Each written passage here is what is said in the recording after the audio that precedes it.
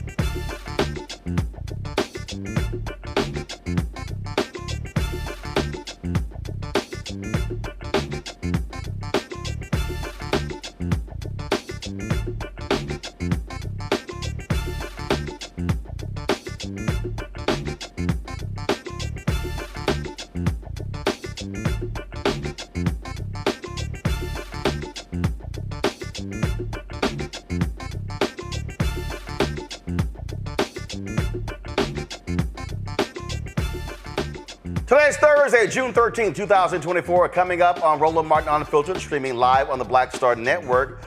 The Supreme Court will soon decide whether a local government can make it a crime to involuntarily live outside and unsheltered. This is going to have significant impact on the homeless.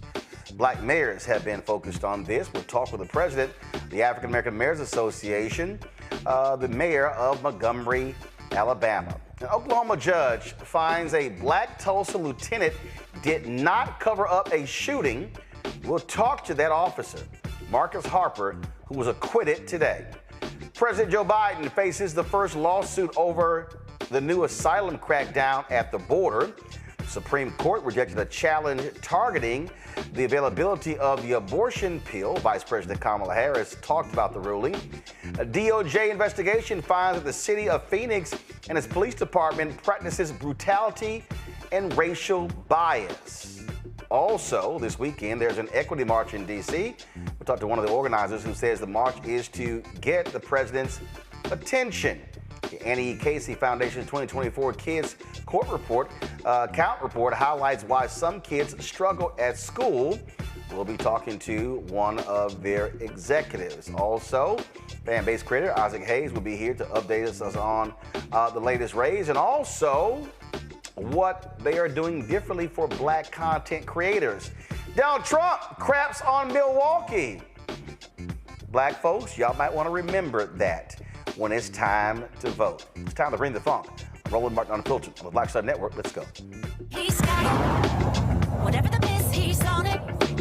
Whatever it is, he's got the scoop, the fact, the find. And when it breaks, he's right on time and it's rolling. Best believe he's knowing. Putting it down from sports to news to politics. With entertainment just for kicks, he's rolling. It's on go, roll, y'all. It's Roland Martin, yeah. Rolling with Roland now. He's funk, he's fresh, he's real, the best, you know he's Roland Martin now.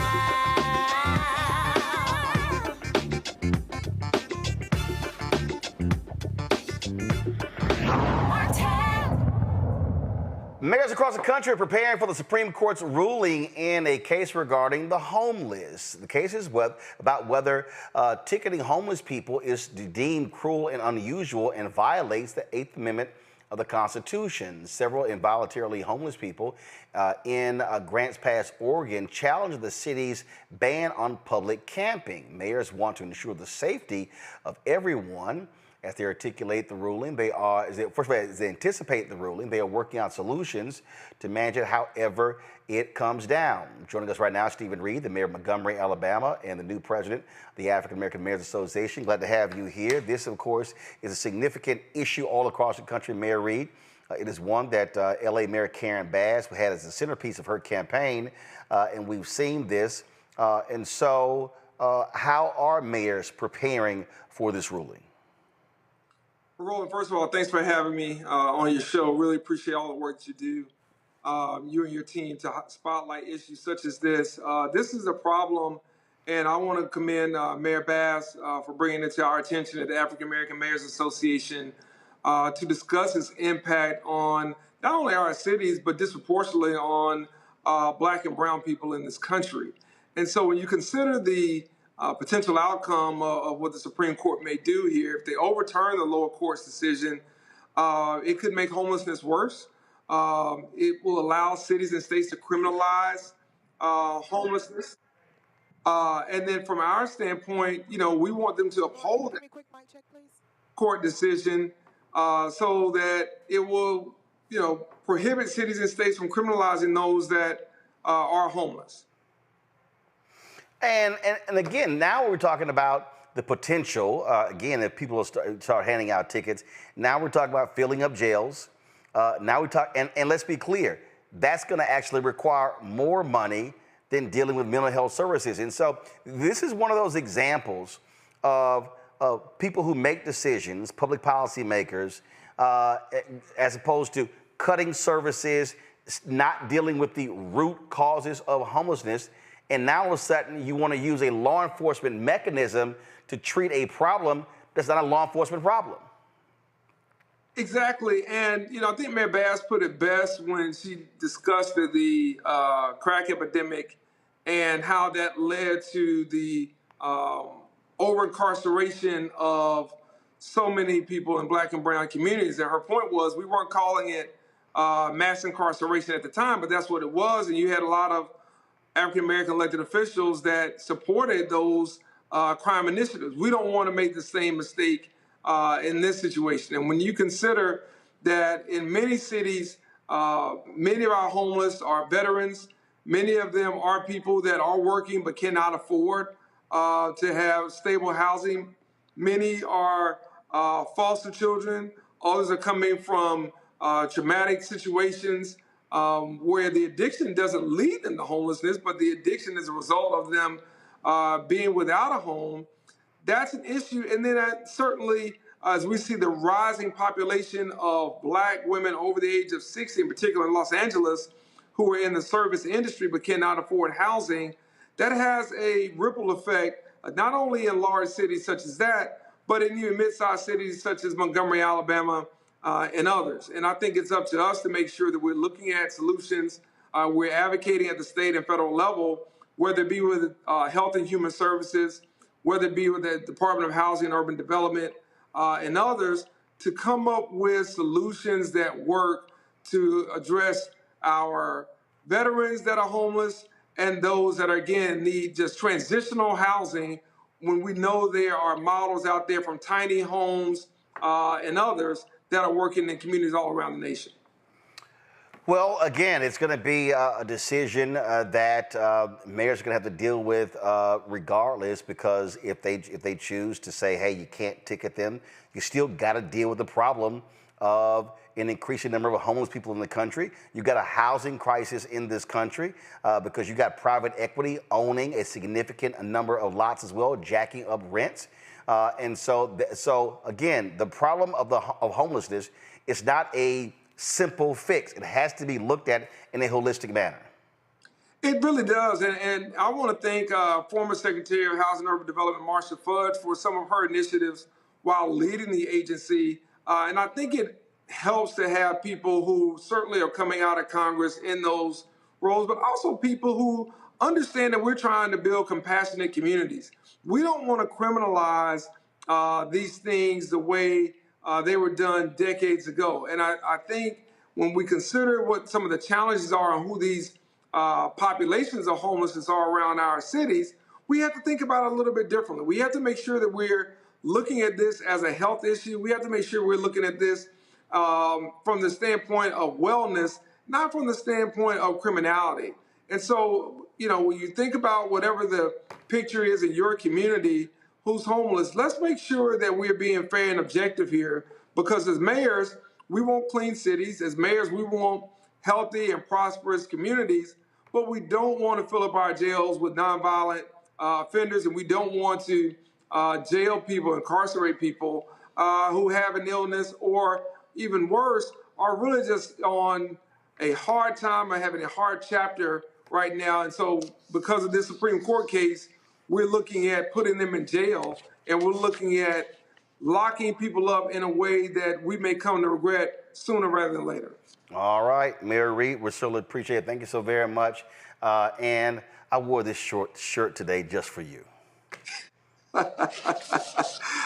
Listen, I should have known better. I should have known that there was a hook in here somewhere. I'll let you slide on to this time. Until the next time. Oh, you're going to let me slide? Good. Long as you don't have that purple and gold crap in the background when you come do the show, we good. Hey, look, I'll make sure I wear the purple tie next time. Uh-huh. Okay, try it. All right. I appreciate it. Thanks a lot. Always. Thank you. All right, my panel here, Reese Colbert, host of the Reese Colbert Show on Sirius XM Radio out of D.C., Dr. Greg Carr, Department of Afro-American Studies, Howard University, also host of the Black Table on the Black Star Network out of D.C., Long Victoria Burke, Black Press USA out of Arlington, Virginia. The reality here, Greg, is that this decision is still going to force folks to have to deal with the problem of homelessness in this country. And what we've seen is federal lawmakers and state lawmakers just keep kicking the can down the road, forcing this on local folks. Then they want to complain about the problem when you have to address, again, who's homeless, significant number of veterans, folk with mental illness. So, but then if you don't want to provide any mental resources to folks, then how are you going to deal with the mental illness problem? And so this is what this country is all about. We whine about one thing, but don't want to confront the lack of a social safety net to deal with folk who are trapped in this issue. That's absolutely right. And it's very important to understand. This is a useful moment, I think, to make a distinction between those who will call themselves progressives or even liberals and those who would consider themselves to have a left politics. Progressives and liberals will often talk about individual rights and clusters of rights and helping people be able to acquire and protect their individual rights. So a person who is unhoused and housing insecure has the individual right to be protected. Those who would consider themselves with a more left politics would say that, no, there is a responsibility for the state, for the society, for the government to provide collective rights as well. How does that apply to what we're looking at right now? Well, the way you walked through with Mayor Reed, and parenthetically, he can never forget that the most famous one-time resident of his city, of course, wasn't Alpha Martin Luther King, but Montgomery Housing Authority last December put out a statement. They're trying to create more affordable housing. There's a new complex called Columbus Square Apartments. They're trying to create some more affordable housing, but it stands almost on the footprint of the old Trenholm Court housing complex there near downtown Montgomery. That has been converted to luxury condos. And that's the problem. The solution to those who are unhoused and housing insecure is more housing. But there is a battle in this country between, as you explained or walked through with the mayor, there is a battle between the developers, those who will make money by any means necessary, and those who are the most insecure when it comes to jobs, when it comes to not only employment, but housing, and who stands between the least of these in a society and those who will get a buck by any means necessary. That is the politics of the state. And that's why at the state level, the local level, and the federal level, there must be an intervention to solve this problem. And the solution to homelessness is housing. Yeah, it's housing, Reese, but again, it's also for a lot of the people who suffer from mental illness. You have to deal with that. Look, this is real simple. Either the folks are going to be treated, or they're going to be treated in a facility and housed there, or they're going to be simply untreated and they're going to be on the streets. policymakers have to deal with that, which means you're going to have to allocate resources to confront the problem. It's not about just saying, sure, let's throw folks in jail, because you know what's going to happen? If you throw them in jail, you got to provide mental health services. Right. Well, I mean, the reality is that our society just doesn't value taking care of people who are in the situation financially, or as you pointed out, due to mental health issues, where they are unhoused. We don't make it a point to have good public housing policy, which, by the way, is not just good for those who are unhoused, but those who are looking for affordable housing. Luxury condos is not affordable housing. What we've seen happen around the country with collusion among property managers to increase the cost of housing to ridiculous amounts for it to be anti-competitive is not good housing policy. But we as a society have made a choice that when it comes to homelessness, the solution is to just get it out of our face, not to actually solve the root causes. It's the same thing how we deal with crime. So I think that this is an empathy chip that's missing in our society, that doesn't like the idea of giving people something for free, even though that's not really what it is, when it certainly is cheaper to do things like house people, to do things like provide mental health services than it is to incarcerate, than it is to over-police our communities. But that's the way that we are operating, because people believe that poverty is punishment and it's appropriate punishment. People believe that being unhoused is an appropriate punishment for whatever life choices you make, as opposed to a public policy decision. I mean, then you can't sit here, Lauren, and complain about the homeless, but they say, well, why can't they just get up and go get a job? And then you don't assess, okay, exactly what is that particular family's problem. You got a significant number of children in the country who are homeless. You got vets who are homeless. Oh, what happened to all the people who love the military, but it's amazing when they forget about them when they're no longer of any use? Yeah, well, to riff a little bit off of what Reese just said, we're in a society that is survival of the fittest. We do not care about poor people. We really don't have a policy for homeless people in most of these cities other than to make them disappear, which is what Mayor Muriel Bowser did right before Memorial Day, where she moved out 2 homeless encampments in Washington, D.C. right before Memorial Day, which always seems to happen right before a holiday. I feel like she doesn't like people who are tourists to come into the city and see homeless people. But she's got plenty of money to give to Ted Leontis for a baseball stadium, $515 million for a baseball stadium. And so when I think of things like Cop City and the baseball stadium or the whatever stadium arena for the Wizards and the Capitals in D.C. for a multi-billionaire owner, by the way. And then I think about things like the appropriation that we just saw in April, late April, that went to Ukraine, Taiwan, and Israel to the tune of over $90 billion. We can find money for things that we want to find money for, but we don't care about homeless people. And when you have a bunch of millionaires making decisions in Congress in particular, these are the decisions that you get. They're not prioritizing the working class, the homeless person, the person who works at Target, the cash register, who needs to find a place to live. We do not care about these people in our public policy. And people like that, it's very hard for them to get elected and be the decision-making folks in our public policy. You see AIPAC, by the way, targeting 2 progressive members. Cori Bush in particular comes to mind when it comes to homelessness policy and affordability with regard to housing. That's who they want out of Congress. That's who they target to get out of Congress. So at some point, somebody, and it's probably going to be, of course, the Democratic Party, has to prioritize policy and the people who want to push the policies that have to do with affordable housing, and stop sending billions of our tax money overseas before these problems are fixed. Yeah, but the reality is, if the streets were paved with gold, then I wouldn't mind it so much. But we spend a lot of money, a lot of our tax money, going out of here, and then when we see people living in tents in these cities, nobody does anything about it. That makes no sense. Yeah, but the reality is a lot of the tax money that is actually not going out. It's actually yes, it is. No, it's not. Follow me here.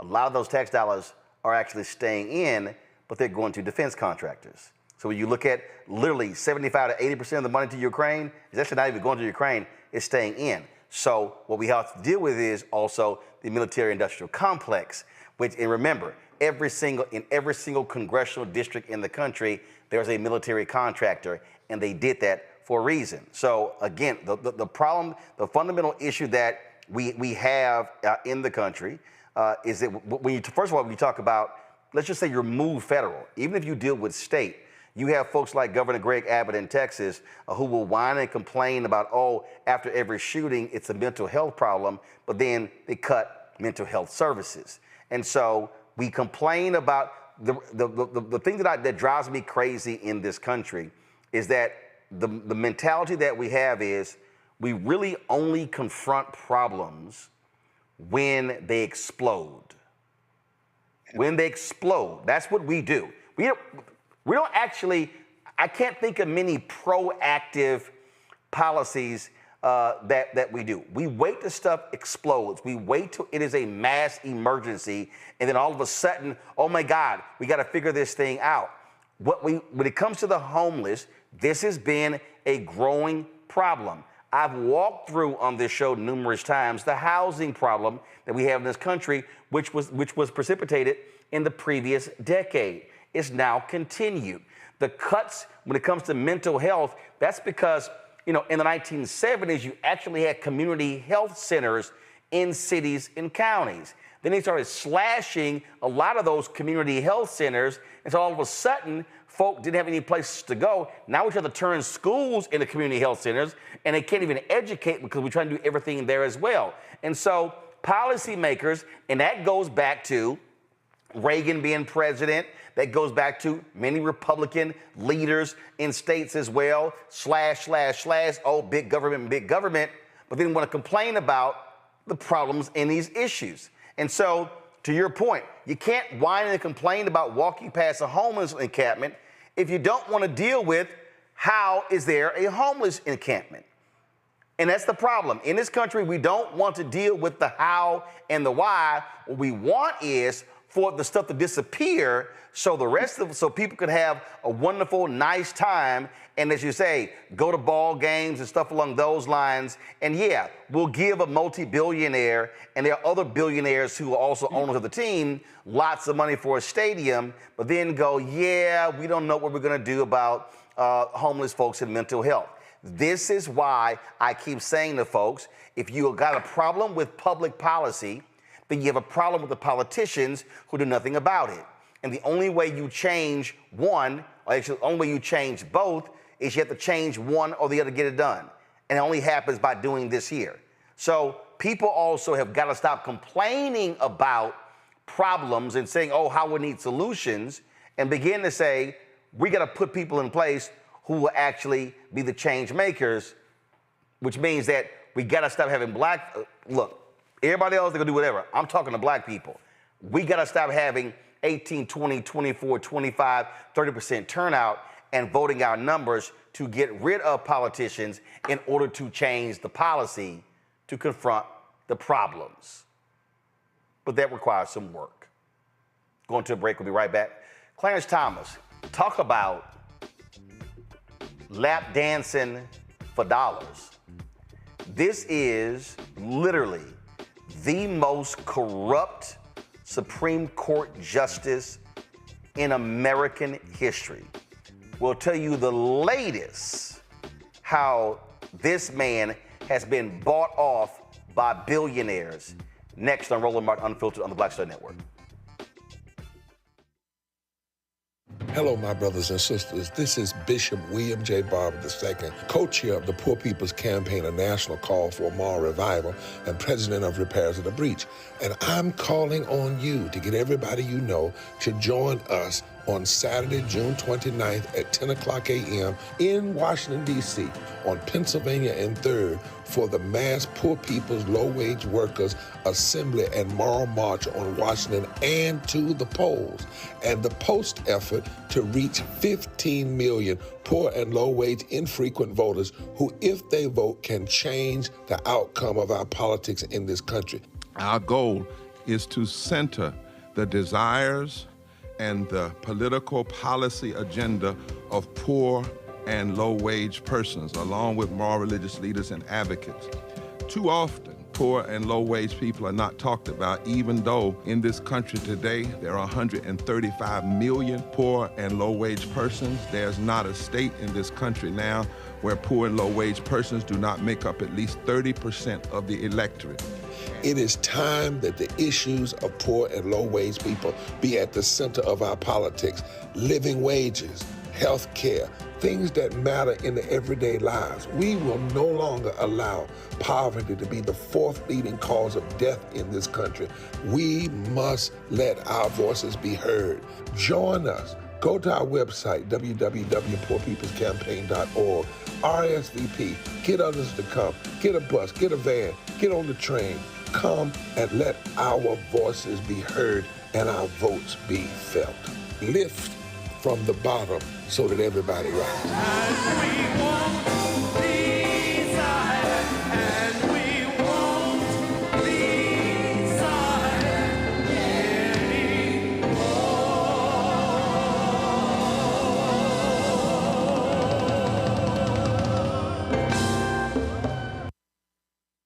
Hey, what's up, y'all? I'm Devon Frank. I'm Dr. Robin B., pharmacist and fitness coach, and you're watching Roland Martin Unfiltered.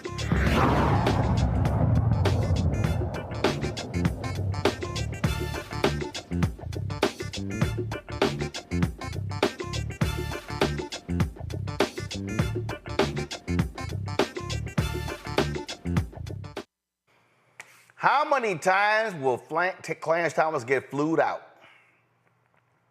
ProPublica has been reporting consistently on how corrupt Clarence Thomas is.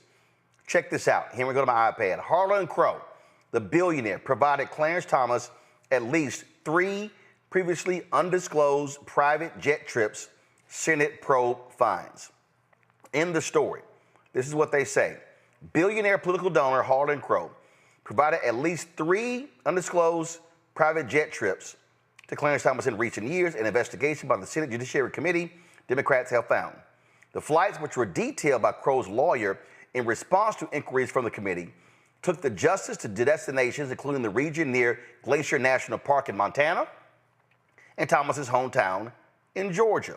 Now, ProPublica, they're the ones who launched an investigation into numerous undisclosed gifts that the billionaire Harlan Crow has given Clarence Thomas, including private school tuition for a relative, luxury vacations virtually every year for more than 2 decades. They say right here, it's possible more revelations are yet to come. The office of the panel's chair, Senator Dick Durbin, said that a report detailing the full findings of committee Democrats' investigation will be released later in the summer.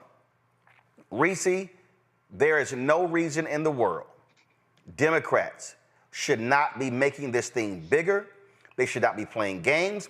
They should be proposing a massive bill that confronts the lack of ethics in the United States Supreme Court. There are 3 branches of government: legislative, executive, and judicial. Legislative and executive, they have ethics rules. Supreme Court, they govern themselves. That is simply unacceptable. Yeah, but I think Democrats generally do a piss poor job of communicating the importance of the courts, of communicating the way that the courts have halted so many of the initiatives that they've tried to do, even things that they've gotten through executive action or in laws. And so, yeah, I mean, of course they're going to fumble the bag. And then, of course, Clarence Thomas is going to continue to be pimped out because who's going to check him, boo? Like, there's no rules. There's no laws when it comes to overseeing the Supreme Court. They could do whatever the hell they want to do. And this whole notion of self-governance and, norms and impartiality and all that kind of stuff, that's been bullshit from the start. But now we're seeing with such a stacked conservative right-wing radical court just how insidious this is and exactly how there is no level playing field. There is no parity between defendants and plaintiffs in front of the Supreme Court. They have their agenda, they're going to enact it, and they're going to get rich while trying it. When I look at this chart here, Lauren, this was from the folks that Fix the Court. I mean, literally, $4.8 million in gifts to Supreme Court justices in last 19 years. Sam Alito got $170,000. Antonin Scalia got $210,000. The other 14 justices got $333,000. Clarence Thomas by himself got $4 million. This man is bought and paid for. I don't care who you are. You cannot deny one Supreme Court justice getting $4 million in gifts. Yeah, and also, I mean, it is amazing to me. We have rules for everybody. Members of Congress, judges on other levels, attorneys have certain rules of ethics. And yet the Supreme Court, the highest court in the country, has no rules for ethics or standards of ethics or anything else, apparently. Also, I really need the three justices, the three associate justices, Elena Kagan, Sonia Sotomayor, and of course, Ketanji Brown Jackson, to stop recusing themselves in cases. Stop recusing yourself from cases. I mean, these conservative judges don't recuse themselves from anything, no matter whether or not there's a conflict of interest or not. They don't follow any rules. And so why is everybody else following the rules while they do whatever the heck they want? And of course, Clarence Thomas is, of course, the worst example. He will continue to be. And when this report comes out, absolutely nothing will happen, because that's just the way it goes. Whether the Democrats message it or not, what's going to happen is the Chief Justice, John Roberts, is going to completely ignore what that information is, as he's been doing this entire time. There's no reason for him to change.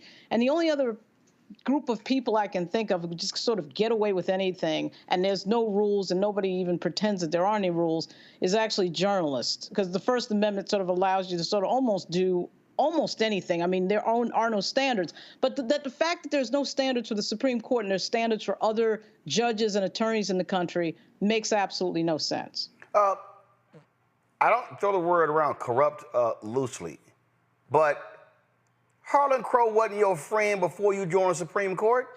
I mean, look, I understand if you grew up with somebody, went to college with somebody, and let's say after college you became friends with somebody and they did what they did and they became a billionaire. I totally get that. No, bruh. They were like, oh yeah, we can throw some gifts his way. We already know, it's on record where he complained about the salaries of Supreme Court justices, how he was desperate for money, how he wanted them to allow them to give more speeches and things along those lines. This is a man who is billionaires are subsidizing his lifestyle. They have paid for his mama's house. They are sitting here, they paid for his RV.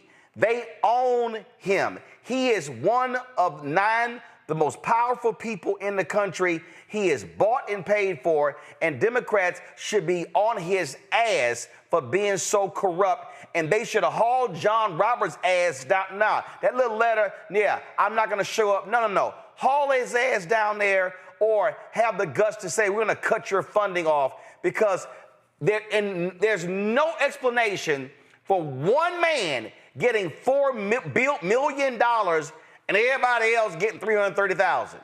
He has no ethics, no morals, no values. He is straight up being pimped. He is prostituting himself for conservative billionaires. It's true. It is true. Unlike somebody like Jay-Z, who made his money by digging into the greatest pathologies and anti-black speech to make himself plenty of money so that he could earn the privilege of singing it or rapping at Tom Brady's birthday party, or going to Pennsylvania to lobby for siphoning off public dollars by the millions to help some anti-black billionaires and raid the public school coffers. At least Sean Carter earned his through the old-fashioned way, minstrelsy. In the case of Clarence Thomas, Clarence Thomas is exactly what you said, Roland, and it's very interesting in this particular context because not only is he completely owned by Harlan Crow and his friends, and like I said, there's nothing more pathetic than to see a Negro who has been bought by some folks who you know are talking about him as soon as he leaves earshot, perhaps even with his wife. But Harlan Crow paid for these trips, and the documents that you referred to that were given to Dick Durbin and the Senate Judiciary Committee only cover 7 years, and they were turned over by Crow in exchange for a promise from the committee not to ask for any more documents. So you can imagine if you had all the documents, what we would see from this wholly owned subsidiary. And as far as the policy making goes, as you and Reese were talking about what Democrats can and can't do, well, we know that last summer, Sheldon Whitehouse wrote some legislation, this ethics bill, that the Republicans killed yesterday. And of course, little Lynn Graham, in responding to why the Republicans would not sign on to legislation, which should be a no-brainer to say that there should be some ethics rules in place for the Supreme Court, he accused the Democrats on the Senate Judiciary Committee of engaging in ideological warfare and just mad because they don't like the ideology of the court. Well, little Lynn, you're right. What people don't like is purebred corruption. Finally, as you said, as you're addressing the question of the unhoused and the crisis we face there, this isn't going to change until there's a critical mass moment. And we may very well be approaching one, because between the Christian soldier Alito and the wholly owned subsidiary Clarence Thomas, these two are acting with such impunity that it might actually piss enough people off to finally get involved. But I guess time will tell. Yeah, we'll see what happens here. But I mean, again, this man is just grossly corrupt. Okay, and he is just living his best life. Y'all can't talk about gold diggers. Y'all can't complain about no woman being a gold digger, because if you look up gold digger in the dictionary, it's gonna be a photo of smiling ass Clarence Thomas who's sitting here saying, "I will shake it for dollars." And that's the fact. He is bought and paid for, and you damn right I'm using this language on purpose, because there is no way you can explain $4 million in gifts. There's no way you can explain, oh, my bad, I forgot to list those trips. Let me sit here and let me add those to I'm sorry, I didn't understand the documentation for my wife. But your ass making decisions in complex legal cases, but you don't understand some basic ass income reporting standards? Really? Really? Absolutely. He is a legal thought. Ooh. That's what he is. And he has no business being on the damn Supreme Court, because he's corrupt. We come back. We're going to talk about a case out of Oklahoma. A brother was found not guilty today. They sure were going after this brother on the police force, because they don't want black cops who stand up for black folks. We'll talk to him next on Roland Martin Unfiltered on the Black Star Network. Support us in what we do, y'all. Be sure to join the Bring the Funk fan club. Your dollars make it possible to do the work that we do. You can join the Bring the Funk fan club by, of course, sending your check and money orders. P.O. Box 57196, Washington, D.C. 20037-0196. Cash App, $RM Unfiltered. PayPal, R Martin Unfiltered. Venmo is RM Unfiltered. Zelle, Roland at RolandSMartin.com, Roland at RolandMartinUnfiltered.com. Be sure to download the Black Star Network app, Apple phone, Android phone, Apple TV, Android TV, Roku, Amazon Fire TV, Xbox One, Samsung Smart TV. We'll be right back.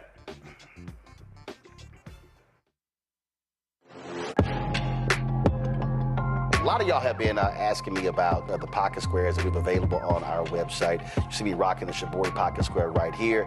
It's all about looking different. And look, summertime is coming up. Y'all know, I keep trying to tell fellas, change your look, please. You can't wear athletic shoes every damn wear. So if you're putting on linen suits, if you're putting on some summer suits, have a whole different look. The reason I like this particular pocket square, the Shabori, is because it's sort of like a flower and looks pretty cool here, versus the traditional boring silk pocket squares.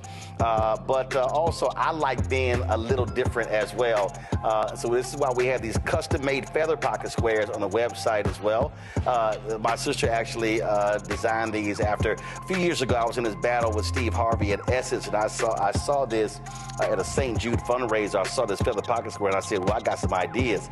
So I hit her, and she sent me about 30 different ones.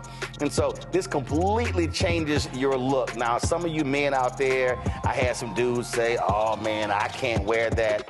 Well, if you ain't got swagger, that's not my problem. But if you're looking for something different to spruce up your look, fellas, ladies, if y'all looking to get your man a good gift, I've run into brothers all across the country with the feather pocket squares saying, see, check mine out. And so it's always good to see them. And so this is what you do. Go to RolandSMartin.com/pocket squares. You can order Shibori pocket squares or the custom-made pocket squares. Now, for the Shiboris, we're out of a lot of the different colors, and I think we're down to about 200 or 300. So you want to get your order in as soon as you can, because here's what happened. I got these several years ago, and the Japanese company signed a deal with another company, and I bought them before they signed that deal, and so I can't get access to any more from the company in Japan that makes them. And so get yours now. So come summertime, when I see y'all at Essence, y'all could be looking fly with the Shibori pocket square or the custom-made pocket square. Again, RolandSMartin.com/pocket squares. Go there now.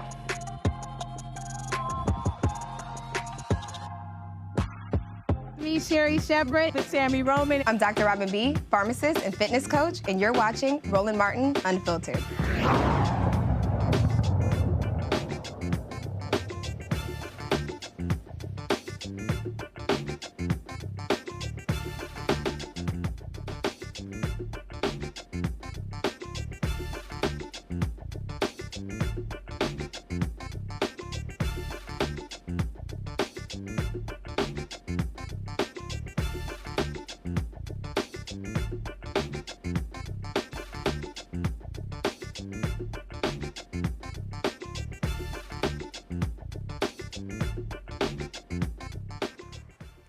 An Oklahoma jury finds a black Tulsa police lieutenant did not cover up the actions of a fellow officer. Marcus Harper was found not guilty today of all charges stemming from his actions after a fellow former officer's vehicle was involved in a gang-related shooting.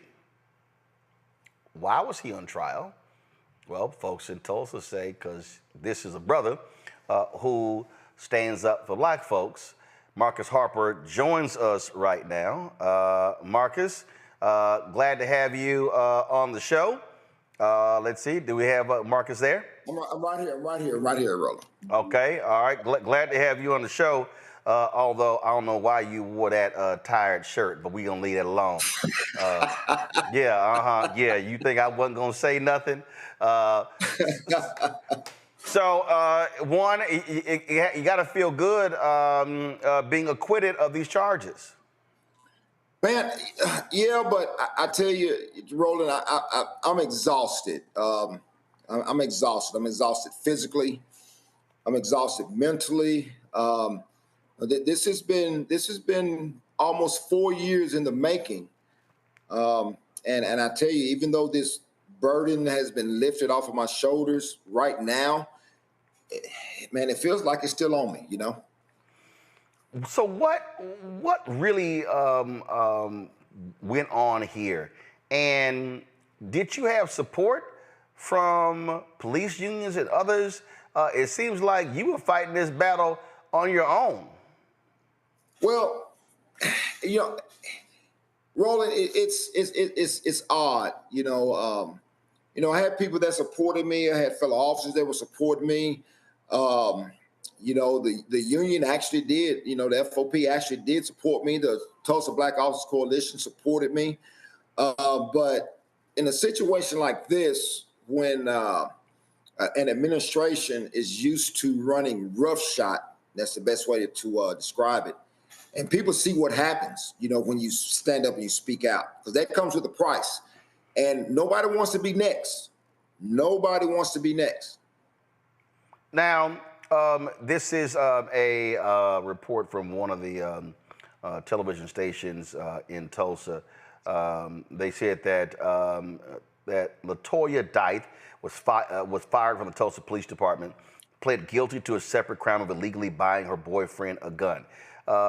You've been on leave. You can go to my iPad, Henry. You've been on leave for 4 years. My goodness. That's a very, very long time to be on leave and having your future hanging in the balance.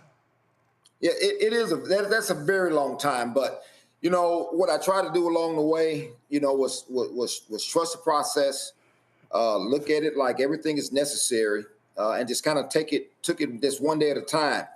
You know, taking it one day at a time and staying prayed up and friends praying for me. What ends up happening is that one day turns to 3 days, that 3 days turns to 3 months, 3 months turns to 9 months, and next thing you know, here we are. And I get a chance to tell my story in the courtroom. I actually testified today at 9:30 and was acquitted of all charges by 11:30. I mean, in looking at this story right here, it says he was charged with helping a fellow officer in freeing Latoya Dythe of concealing evidence after her car was involved in a shooting. Dythe testifies she loaned her car to a boyfriend's brother, who then got into a shootout near 61st and Peoria, and Dythe's car had bullet holes. Dythe called Harper for help. He showed up in a police uniform, examined the evidence, interviewed those involved in the shooting, then left and never called the police or made a report. And you said point blank, no, I committed no crime. You testified that you didn't know what happened when Dythe called him, and she didn't tell Harper the true story. Harper said he told Dythe to call police immediately and told Dythe's friends to tell the police the truth. Harper said he never looked inside Dythe's car for any evidence, went to work, and then told his boss about it the next day. Then the judge ruled that there was no evidence that you covered up a crime. The fact that they've been coming after you for 4 years, I mean, to see how quickly this decision came down, you got to ask, how in the hell were you waiting for 4 years on this? Well, let me back it up for just a little bit. When this investigation first started, the federal government actually was in charge of the investigation. That started in September of 2020. March of 2021, there was a federal grand jury impaneled, and I was the target of that federal grand jury. And as a result of that grand jury, I wasn't indicted.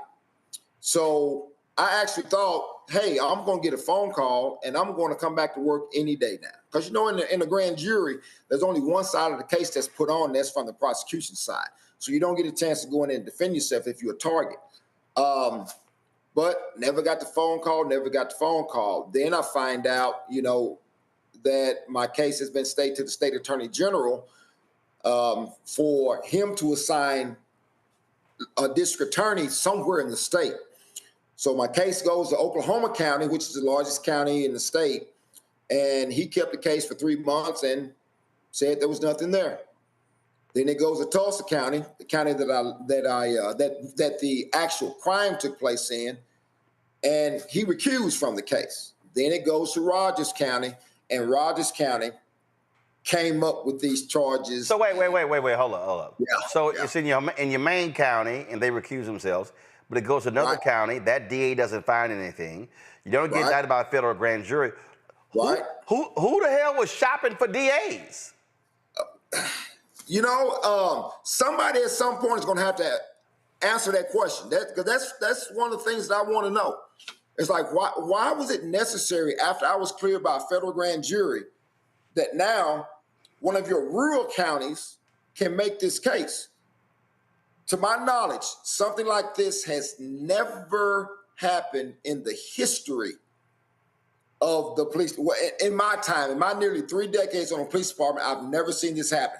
To include, let me make myself clear, our federal corruption scandal that took place in 2010, where we had unindicted co-conspirators named in that investigation, but their cases weren't sent to the state attorney general's office. And you can say there was a different administration, you can say this, you can say that, but man, the rules are the same, the laws are the same.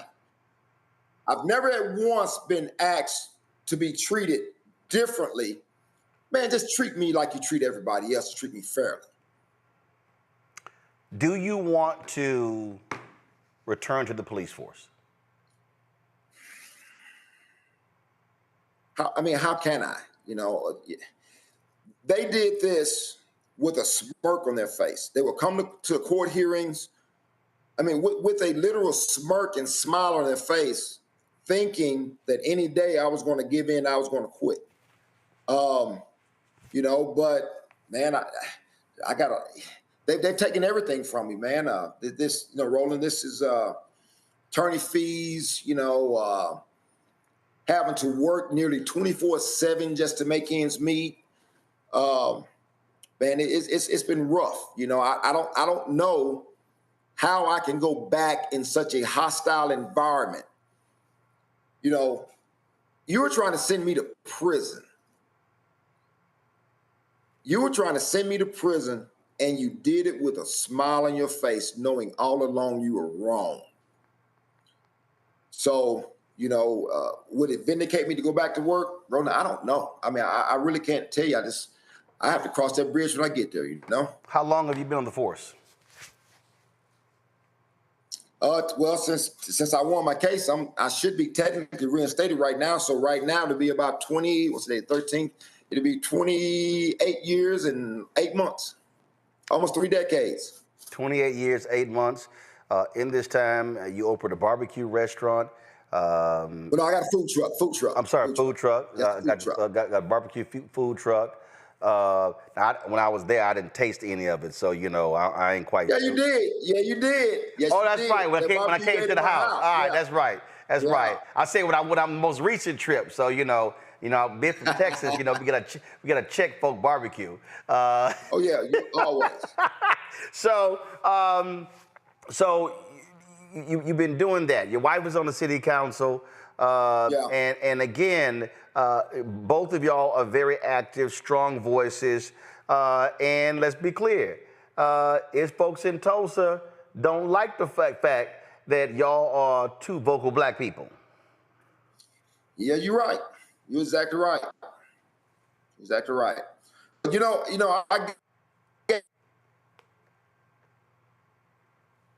I think you froze there. Surprising. Actually, hold on 1 second. We're start that over again because your video froze. Go ahead. All right.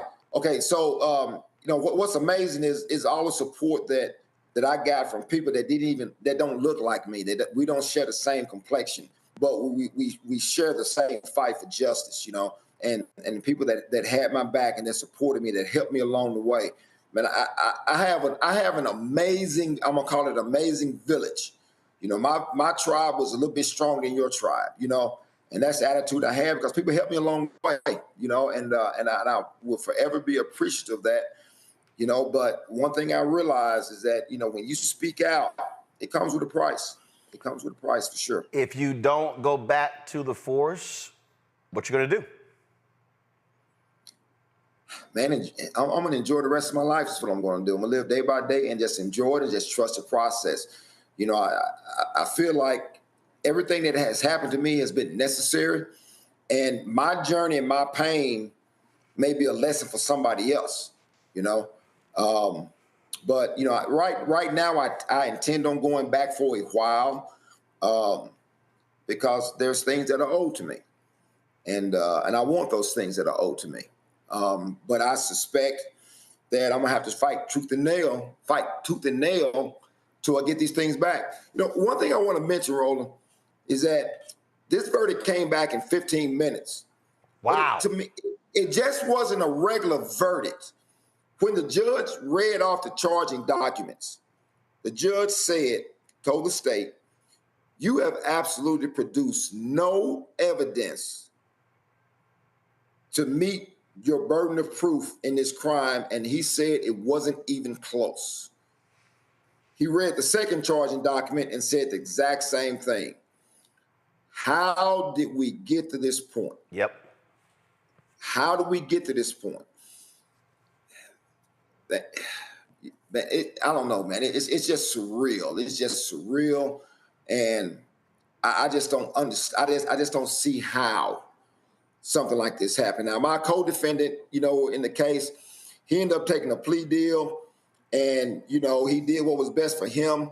And I can tell you this: he's going to be my brother for life. And I'm not talking about in the police brotherhood, but we were casual friends at first. But Ananias Carson, he's my friend for life. He's my brother for life because he hung with me for as long as he did.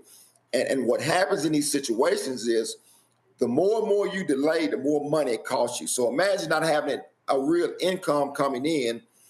Now you have an income. You have lawyer fees and things like that on top of what your regular bills were, and you're trying to make ends meet. And sometimes you just wake up and you're like, man, I'm done. I'm done with this. I'm finished. I'm done. And to be honest with you, Roland, in the beginning, when I first got arrested, I was like, hey, I'm just going to retire and walk. But then I just kind of waited and waited. And once I got my discovery and I started reading, I was like, oh my God, this is ridiculous. And man, I tell you, it was, I'm thinking this thing's gonna be done with over that any day now. But when I was arrested, Roland, when I remember I mentioned about just treatment like everybody else, it is pretty much the common course.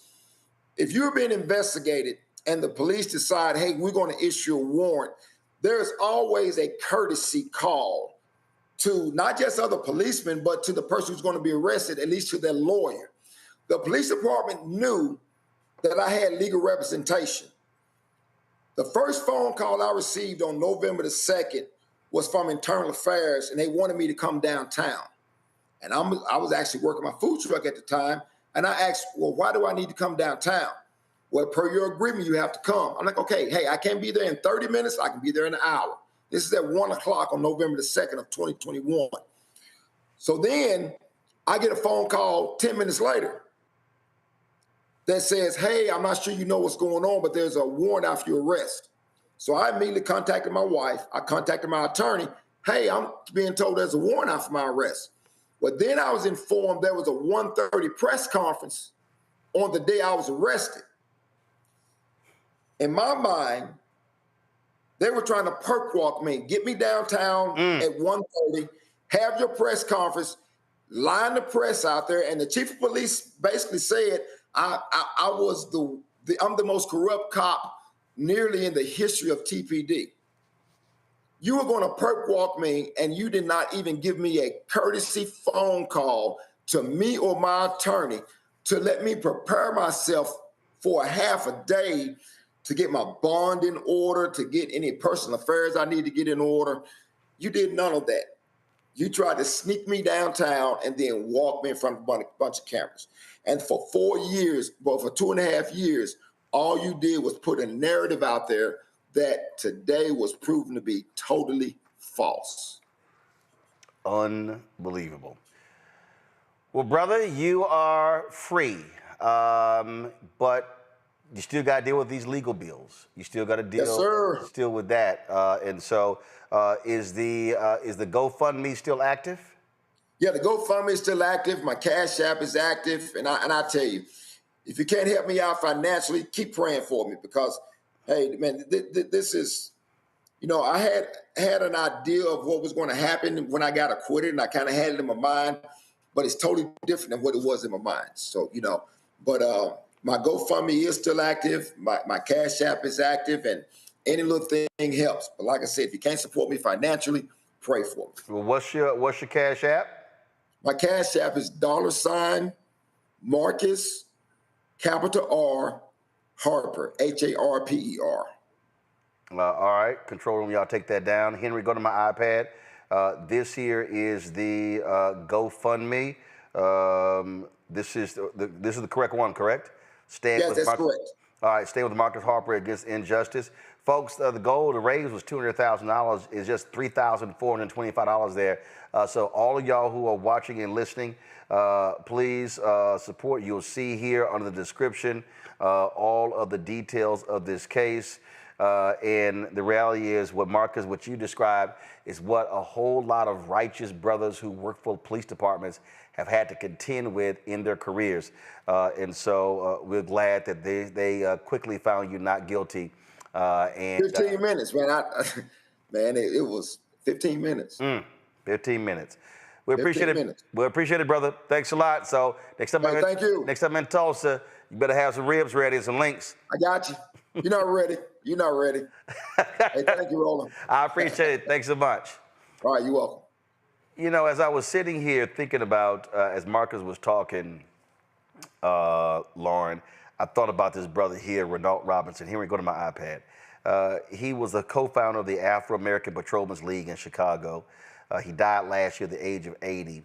And He was constantly harassed in Chicago. In fact, what they did was to penalize him, they made his beat. He had to walk an alley.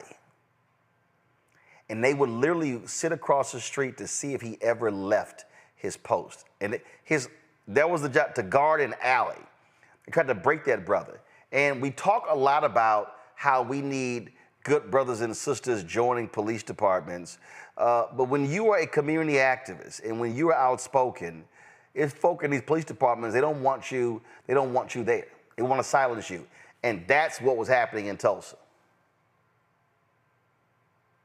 Out there like that exist that we don't know anything about. At least with this one, we do have an opportunity to help Marcus, and we do have the technology to do it with regard to GoFundMe, because of course in years past you didn't really know how to connect, or maybe you didn't even know about the story at all, but it does underline the importance of Black media and finding out these stories and finding out what's going on.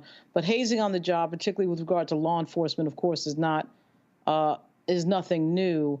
And it's a shame. And it's a shame he has no recourse. There should be some recourse someplace, either locally or DOJ. But it's funny when a local, district attorney or prosecutor locks in on somebody and decides to really effectively bankrupt somebody through legal fees, which is becoming a major part of strategy, not only in politics, but in a situation like this. I think we saw the same thing with Marilyn Mosby, where you could just bankrupt somebody just for falsely accusing them, and then they have to, of course, defend themselves. And then that's how you take that person out of power. That's how you take them out of the running for doing anything. And as you could see, you just asked him, well, what is he doing? He's sort of staying away from the situation because, of course, what he just had to endure. Yep. Reese? Yeah, I mean, the system is designed to be punitive to anybody that gets in the way of whatever the system is trying to do. That includes cops. We've covered that many times on this show. And so that the thin blue line or whatever it's called, I don't know, the little flags they have with black and blue, whatever else, that shit don't count if you're not following the line. The thing that sucks the most is that it be your own people that set you up. Homegirl had a boyfriend that she had no business having, and then she roped him into it. He don't know what the hell's going on. And here he is 4 years later, now being acquitted, but still the damage has been done. As Lauren points out, the system is very, very punishing, innocent or not. That's something that we should change about the way that we do things, because it doesn't serve anybody. It doesn't lower crime, but it does serve the purpose of deterring people from getting in the way of what the system is trying to do. Greg? Absolutely. It's interesting. Marcus Harper's wife, Vanessa Hall Harper, is a councilwoman, as we know, in Tulsa. And in the wake of the decision, she said that her husband was going back to work. And she also referred to crooked-ass cops in Tulsa. There's been a bullseye, no doubt, on that couple's back for quite some time. One of the things that Officer Harper didn't mention is that he was at one time, the way I understand, president of the Black Officers Coalition there on the Tulsa Police Department. He chose a bench trial, so it was a judge, it wasn't a jury. I wonder if that was a legal strategy in order to avoid getting a jury in the box that might be sympathetic to the patty rollers and try to crucify him. But the judge did say this in today's ruling. He said that while there was no evidence, as we heard, he said that perhaps he didn't condone the behavior. Here we go with you you're extemporizing, Judge Clifford Smith. But he said, I don't condone his behavior, and there may be grounds for discipline or termination from the TPD, which is why he almost has to go back to work, because apparently they've opened an internal investigation at the Tulsa Police Department. And all these years, and now you have an active internal investigation. He has to go back to work so that if they're going to jam him up and fire him, perhaps he can file a civil suit and recoup some of this money. But indeed, this is, as we've just heard, this is long-term intensive warfare. I don't know what kind of police officer that Marcus Harper was, I hope you know that he wasn't the type of person that would be in league with the Paterolas. He doesn't seem to be. No, not the case. No, I wouldn't think so. But I mean, as I said, between him, his wife there in the city of Tulsa, which we know is one of the oases of racial justice in this country, they are engaged in long-term warfare. And hopefully he will go back. So if they're going to try to jam him up, he could take them back to court. And since he's been acquitted everywhere else, perhaps he can get some of this money back from the police department. All right, folks, hold tight 1 second. We come back. We're going to talk about education report that impacts our children. Also, Donald Trump craps all over Milwaukee, where Republicans will hold their national convention. Milwaukee's black mayor responds. We'll show you that. You're watching Roland Martin Unfiltered on the Black Star Network. Back in a moment. Next on the Black Table, a man Cornel West calls the greatest Democratic theorist of his generation. Adolph Reed joins us to talk about his eventful life and his book, The South, Jim Crow and its Afterlives. Somewhere between an electoral sweep or an out-and-out coup or putsch, I think the danger is quite real. Join us for the Black Table, only on the Black Star Network. Now streaming on the Black Star Network. If you look at all of the best mans, the movies, and then, of course, series on Peacock, why do you think it resonated so well? Well, I think it's a reflection of us. You know, I think it's a reflection of authentic black people, the way they see themselves. And in some instances, aspirationally so.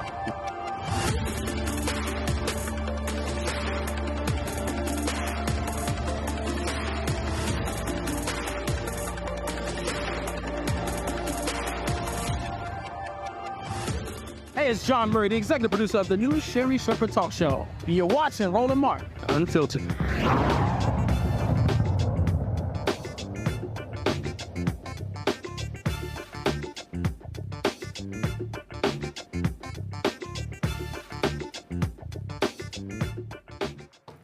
The home life of a child has a direct impact on their school performance. The latest Kids Count data book from the Annie E. Casey Foundation found that persistent poverty undermines a child's chance of success at school. These children are not being prepared for the workforce and could end up costing the economy trillions. Leslie Bossier, the Vice President of External Affairs at the Annie E. Casey Foundation, joins us. Leslie, glad to have you here. And so, first of all, in this report, how many kids did you look at? How did you put this report together to reach this assessment? Well, thank you for having me, Roland. The Kids Count data book is in its 35th year of publication, and we look at children across the United States. There are roughly 72 million children in this country, and we look at national and state level data, and we rank states based on 16 indicators of child well-being, and both at the national level overall, as well as for each one of those indicators. And we have found some very disturbing news this year as it relates to education. And so, how do you frame, what do you say is disturbing? Well, of the 4 education-related indicators, we've seen declines in 3, and the 3 are very concerning. We've seen a reduction in the number of 3- and 4-year-olds who are enrolled in preschool. We know that those early learning years are incredibly important to how a child is going to progress in school. And more concerning, we've seen that only 32% of 4th graders are proficient in reading, and that's a slight decline from pre-pandemic year, 2018-2019 school year.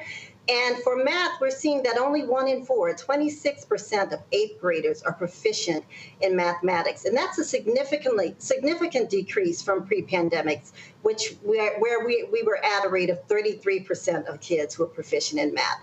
These are early warning indicators that we're not preparing young people with the skills that they need, the mathematics skills, the early reading skills that allow them to provide for themselves, to be competitive in the labor market.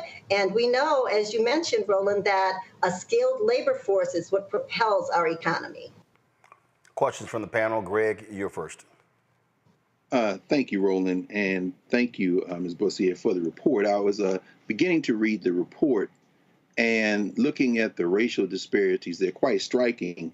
But, you know, it was very interesting, and of course, as you're saying, the years of the pandemic certainly have had an impact. We would all think that, at least, if we couldn't back it up with the type of research that Casey has been doing. But I read an article in this morning's New York Times about the impact of social media. In fact, there's a term apparently that's being discussed among some psychologists and educational psychologists called brain rot. And they're concerned about the amount of time that young people in particular are spending on social media and how it is literally changing the way they read, the way they write. It's giving, and that's one of the words that they kept coming back to, it's giving brain rot. I wonder if your report has any factors in the impact of social media and the shifting technology on literacy and on education in general. Well, we know that social media and technology has some very, very positive effects on young people, and also, as you mentioned, some negative effects. There are a number of things that we found in the report that have a direct impact that the schools do have some control over. For example, chronic absence. Chronic absence is higher than it was. It's 30% of kids, 15 million children are chronically absent. They miss more than 10% of the school year. That's compared to 16% before the pandemic. So there's clearly a lot that's happening because kids can't learn if they're not showing up in the classroom.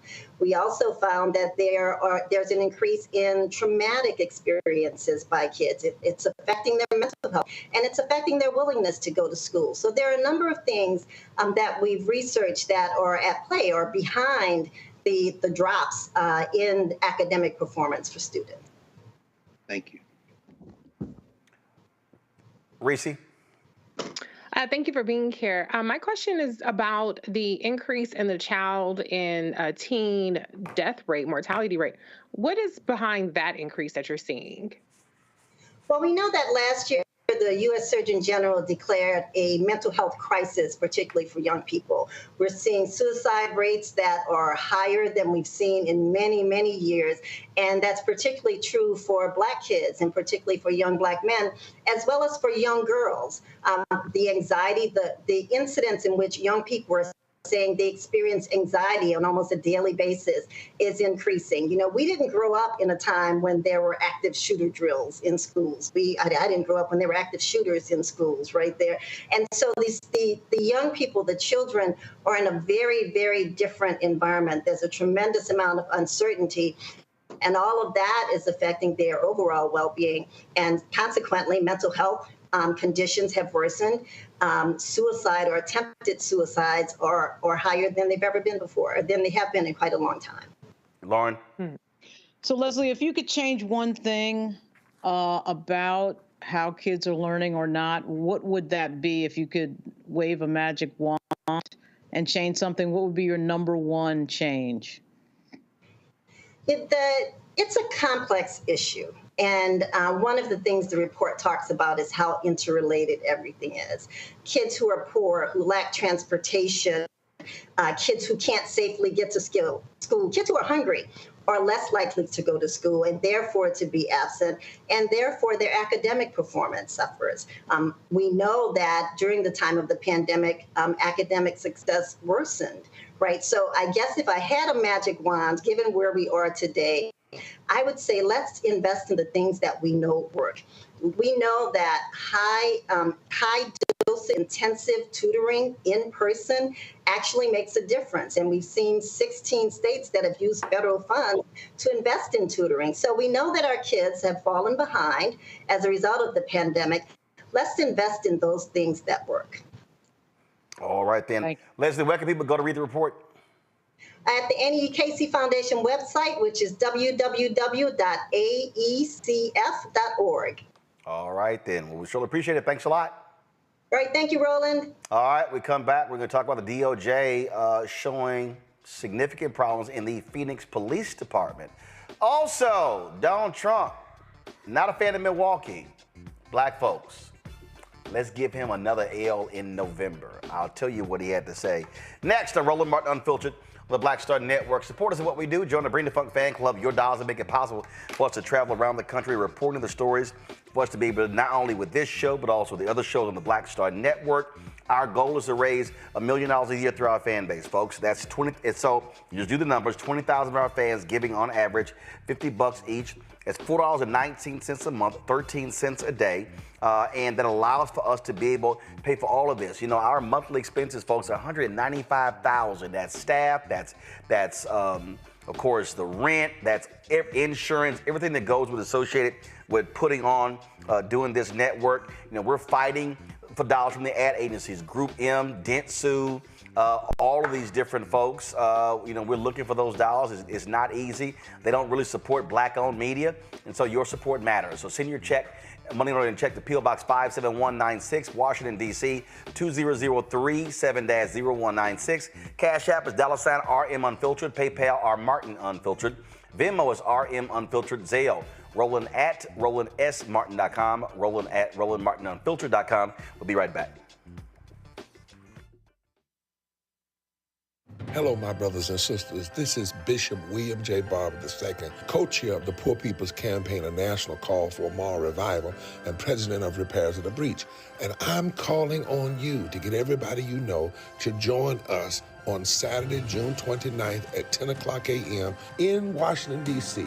on Pennsylvania and 3rd for the mass Poor People's Low-Wage Workers Assembly and Moral March on Washington and to the polls, and the post effort to reach 15 million poor and low-wage infrequent voters who, if they vote, can change the outcome of our politics in this country.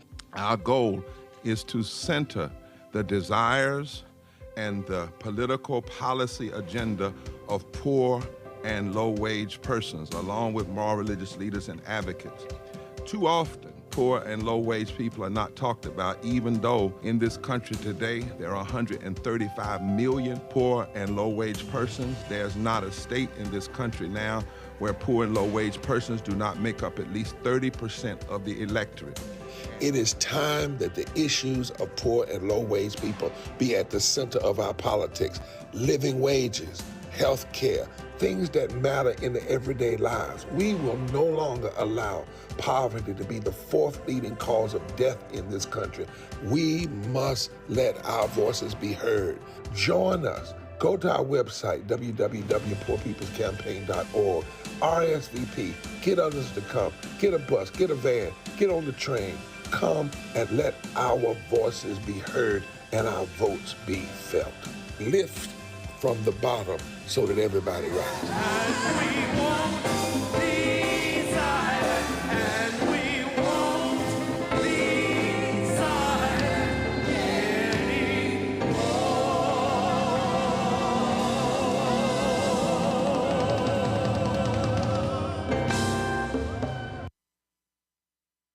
What's up, everybody? It's your girl, Latasha from the A. And you're watching Roland Martin Unfiltered.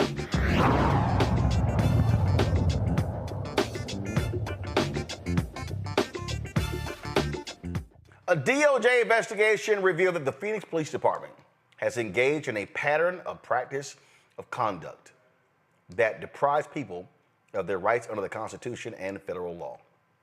The probe found systemic problems in the department's policies, training, supervision, and accountability systems that had been perpetuated for years. Here's Assistant Attorney General, the DOJ for Civil Rights Division, Kristen Clark, explaining the violations. Based on a comprehensive review, we find that there is reasonable cause to believe that the police department and the city engage in a pattern or practice of conduct that violates the First, Fourth, and 14th Amendments of the U.S. Constitution.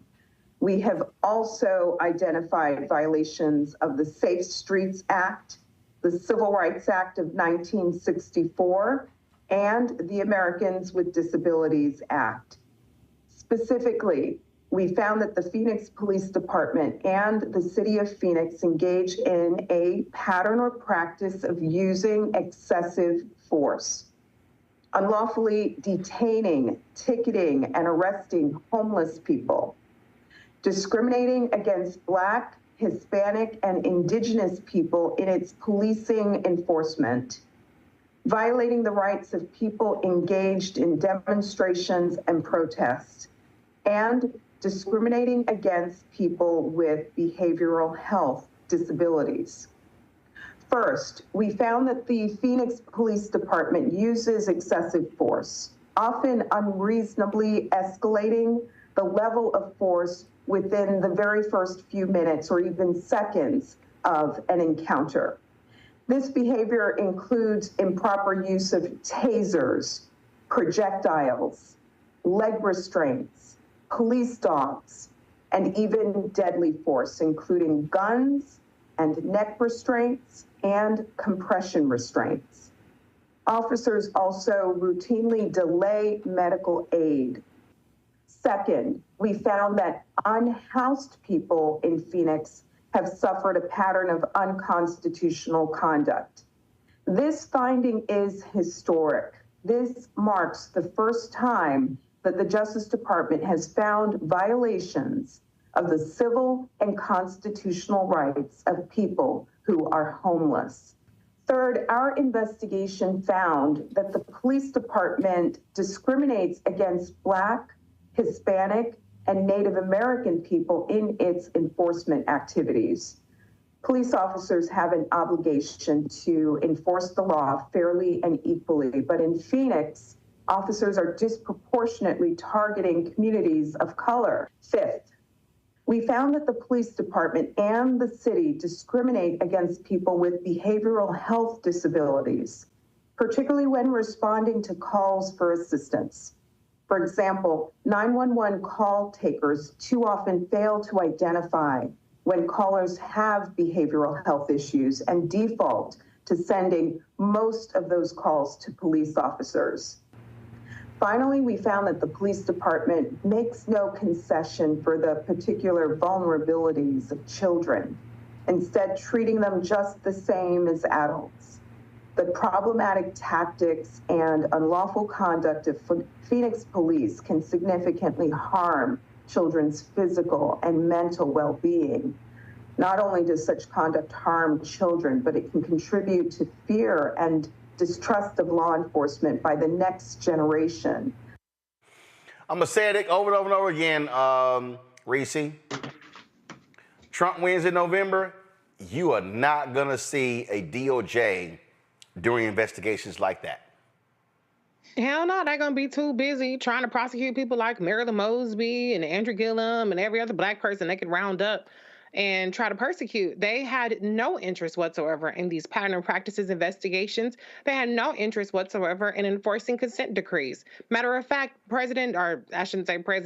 the convicted felon Donald Trump is running on giving police officers immunity to do whatever the hell that they want to do to people that they are encountering. We see Republican governors across the country who are putting in laws under the pretext of stopping immigration that give cops, again, immunity to stop people, arrest them, and do whatever they want to do with them under the guise of suspecting that they might be illegal immigrants to this country. And so anybody who thinks that enough hasn't been done on criminal justice reform, which is true, but it's also true because of the composition of Congress, is on crack if they think that things are going to get any better under Trump 2.0.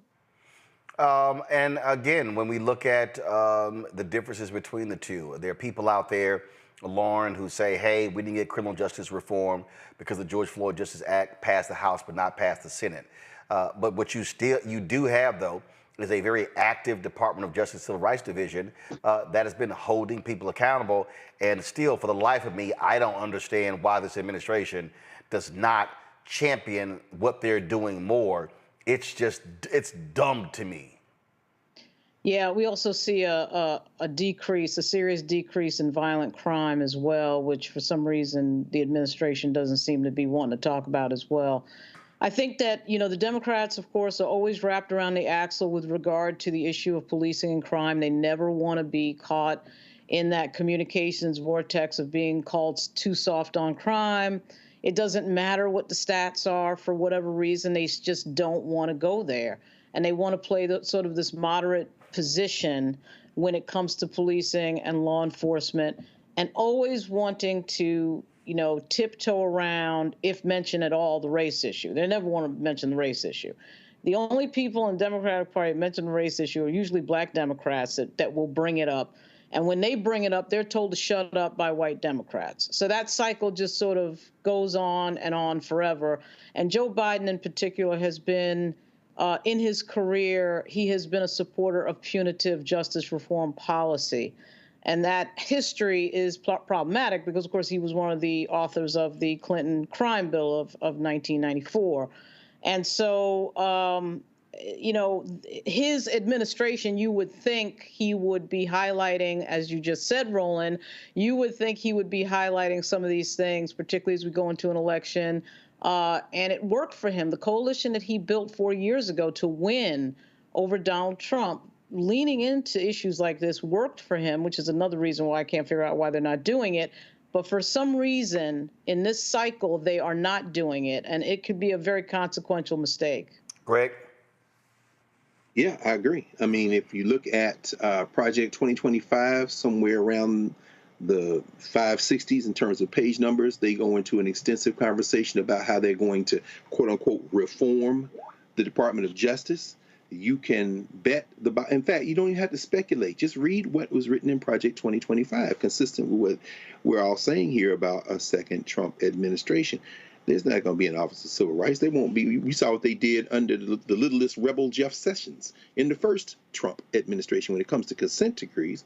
It's very interesting in this Phoenix situation, fifth largest city in the country. We heard there Attorney General Clark talk about the disparities. A third of the misdemeanor arrests that they made and citations that they issued, over a third, were to the unhoused.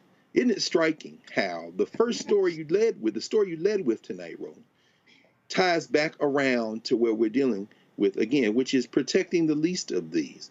And finally, when we start talking about the statistics, a group in Phoenix, POTR, which advocates for non-white folk who find themselves confronted with police action, said we didn't need a report to tell us what we have known all along. Of course, the next question will be, will there be action toward a consent decree? Will there be an attempt to go into the courts?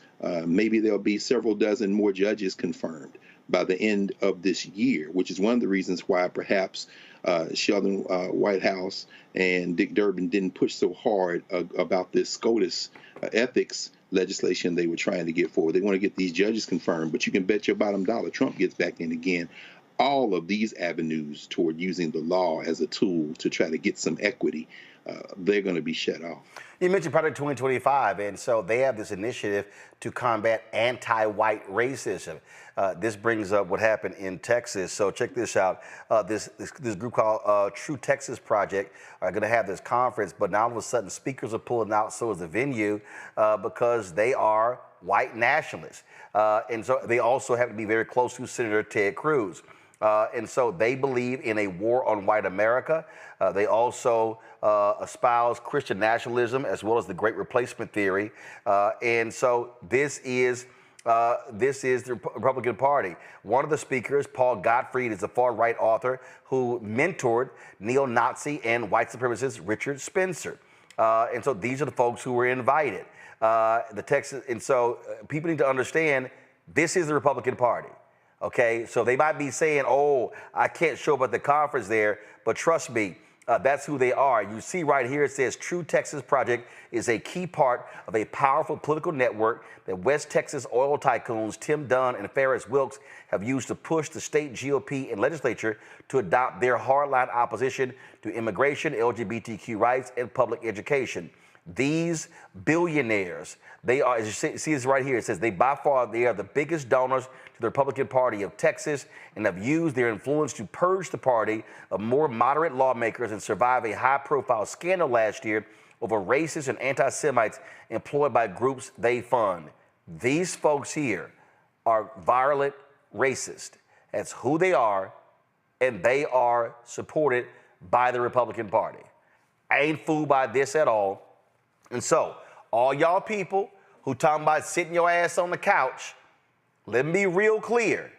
They have no problem saying if we win, there will be racists employed in the federal government to root out, and they already attack it. You keep seeing them attack, wokeness in the military, wokeness in everything. Anything dealing with equity is gone if Trump wins. So, go right ahead and sit your ass on the couch.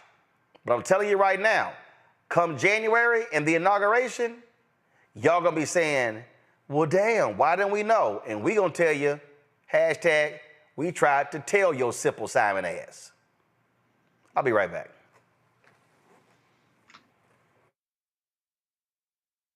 On the next Get Wealthy with me, Deborah Owens, America's Wealth Coach, Dexter Jenkins is a faith-based financial mentor with more than 20 years in the financial services industry.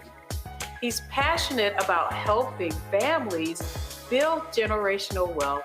Even though I'm talking about things like prayer, I'm talking about things about reading the word, I'm talking about things like fellowship, I'm talking to members who are dealing with losing their houses, or I'm talking to members who, because of a lack of the handling their finances, they're working 2 and 3 jobs. And so what I'm finding is that they're not coming to church because they don't have a handle on their finances. We're talking how to get wealthy through faith and our finances on the next Get Wealthy, right here, only on Black Star Network.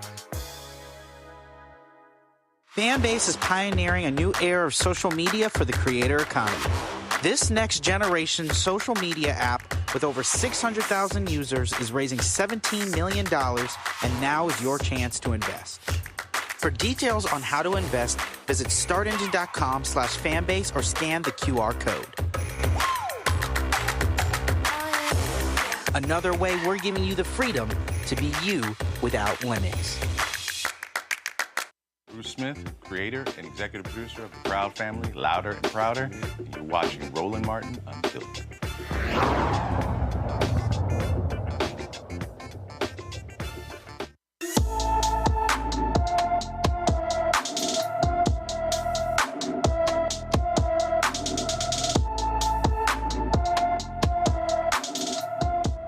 Corey Smith has been missing from his Flourtown, Pennsylvania home since March 10th. The 15-year-old is 5 feet 8 inches tall, weighs 130 pounds, with brown hair and brown eyes. Anyone with information about Corey should call the Springfield Township, Pennsylvania Police Department at 215-836-1601, 215-836-1601.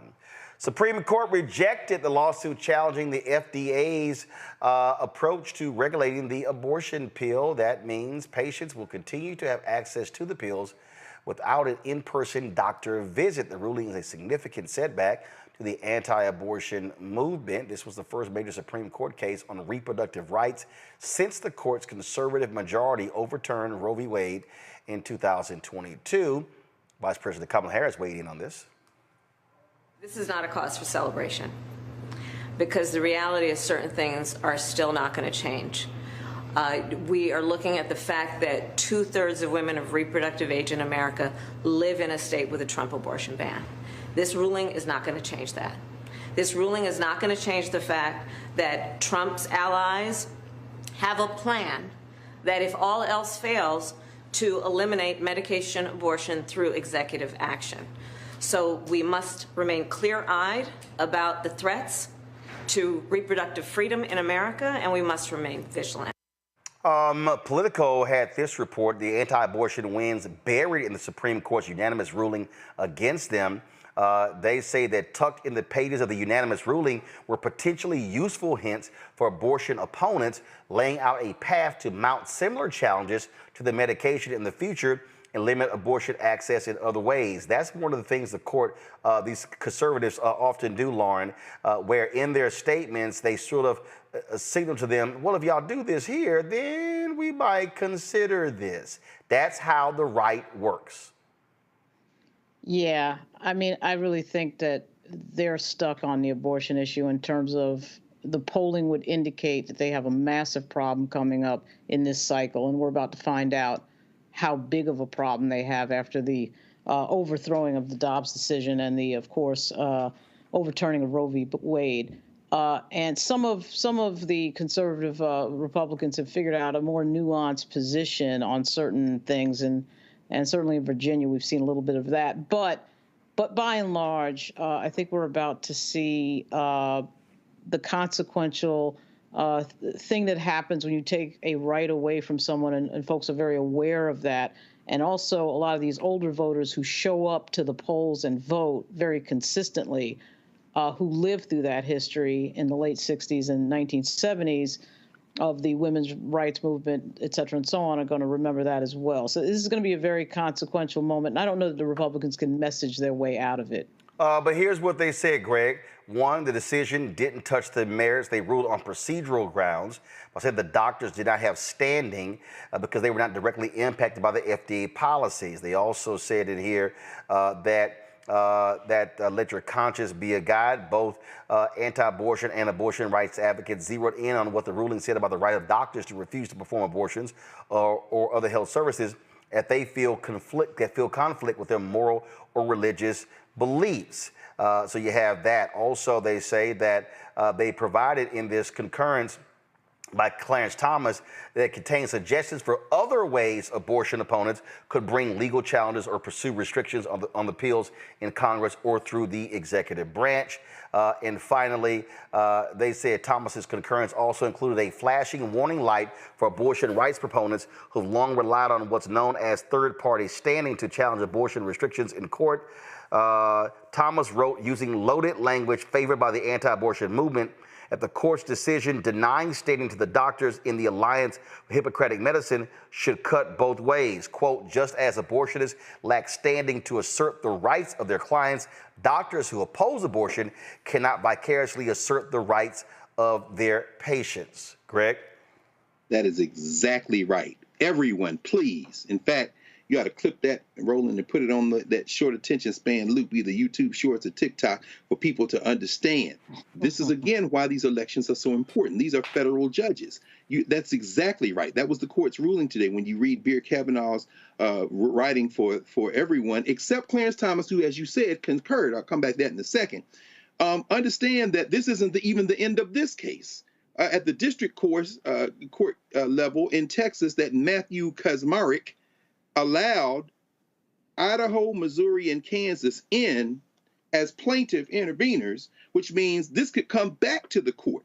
So this doesn't mean that it's over. You heard the Vice President of the United States. So that's one thing out of three. Secondly, look at Kavanaugh's opinion. Kavanaugh writes that the plaintiffs may present their concerns and objections to the president and the FDA in the regulatory process. Understand, as you just heard Roland say, as you said, Roland, this case was dismissed on procedural grounds, lack of standing, and the second issue being pursued was whether or not the FDA regs, which which lift the requirement that you have to have an in-person visit to get the medicine, and also extend up to 10 weeks to be able to get the medicine. Those are FDA regs. So that means that they can either be implemented by the executive branch, or you can pull back on implementing them, pull back on enforcing them. A Trump administration is not only not going to enforce them, when you read Project 2025, go to page 458, where the people say they urge the government to reverse its approval of chemical abortion drugs because the politicized approval process was illegal from the start. That is the issue on substance that the court did not reach today. Finally, Clarence Thomas, as you say, Roland, in his concurrence, he's right down the line, but here's where the poison pill is. There's something in the law called associational standing, not to be confused with third-party standing or organizational standing. But what Clarence Thomas is saying is, that associational standing, that's kind of like third-party standing, and you shouldn't be able to intervene. Who should be scared about that? Advocacy groups. Meaning Clarence Thomas is like, let's think about the NAACP. Let's think about Emily's List. You can't intervene. Associational standing. These people have a laser-targeted agenda, and they are going to roll it out so quickly, as you say, Roland. Trump wins this second one, they're going to come back and say, and as you say, hashtag, you tried to tell them. I keep telling these people they had better understand, if they sit on their asses this fall, in November, I'm telling you right now, Trump wins, Alito and Thomas are going to retire. They are going to appoint some late 30, early 40-year-old hard right wing. And that means for the next 2 generations, we will be guaranteed, and keep in mind, Sotomayor is getting up in age. Look, listen, John Roberts will be getting into the 70s. People need to understand they could lock in a hard right conservative Supreme Court for the next 30 to 40 years. The election in November is not about the next 4 years of Biden. It is not about Vice President Harris. It is literally about, will the conservatives, will the hard right Christian nationalist white supremacist Republicans, will they control the Supreme Court for the next 30 to 40 years? That's incredible. Oh, I should mention this, Roland, just one other thing. In the report in Project 2025, they say abortion pills pose the single greatest threat to unborn children in a post-Roe world. They never wanted to return Roe versus Wade to the states. Their goal was always a theocratic ban on a woman's right to control her body. I am embarrassed to say that I did not know that close to 2/3 of all abortions in this country come as a result of taking the pills. I didn't know that. These people are playing for keeps, as you say, Roland. They're not trying to return anything to people's choice. They want to control women's bodies. They want a Christian theocracy. And now Alito can say it from the rooftops, blame it on his wife. And they, in this court ruling today, put what everyone should be terrified of in the very language that people are saying, oh, we celebrate. You better read what they wrote. They want a theocracy. And, Reese, they want to get rid of birth control, too. Absolutely. They want to get rid of birth control and the ability to reproduce through IVF.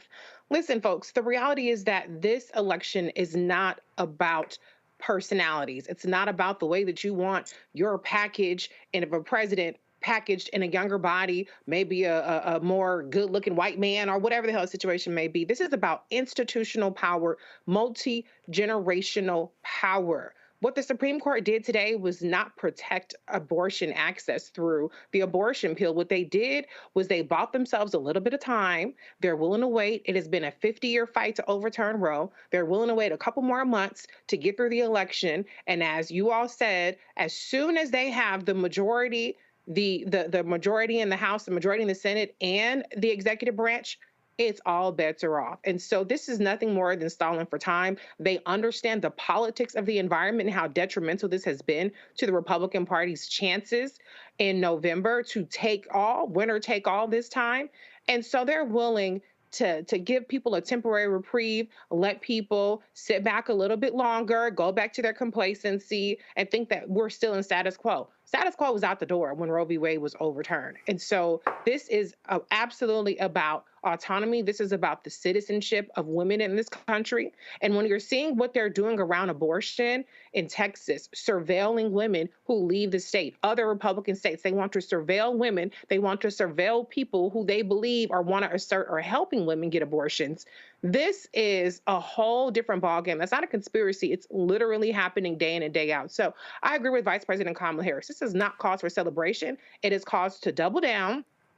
Put your big girl panties on, your big boy drawers on, and stop with the bullshit about who's too old or whatever the fuck situation may be, and recognize that we are in a fight to save our citizenship or lose it. All right, folks. The first ever equity march will take place on Saturday right outside of our studios on Black Lives Matter Plaza. Black racial equity organizations are calling for a meeting with President Joe Biden ahead of the 2024 election to discuss racial equity and reparative justice legislation. UCLA professor of sociology and African American studies, Dr. Marcus Anthony Hunter, is one of the organizers and executive director of United by Equity. He is also the author of Radical Reparations, Healing the Soul of a Nation. He joins us now. So first of all, when you talk about equity, okay, so for the march you're having, what does that mean? What specifically are you asking for? Yeah, first, shout out to you for holding it down for the culture and for Black people. Thank you for having me here. I also just want to say I saw you at Tulsa at the Legacy Fest. A shout out to Dr. Tiffany Crutcher. You held it down there as well. So just want to acknowledge that. Appreciate it. On the point about equity, I think first we know a lot of our history, and for those of us who do know it and the parts that aren't banned just yet, is that a lot of our history has been around the issue of equality.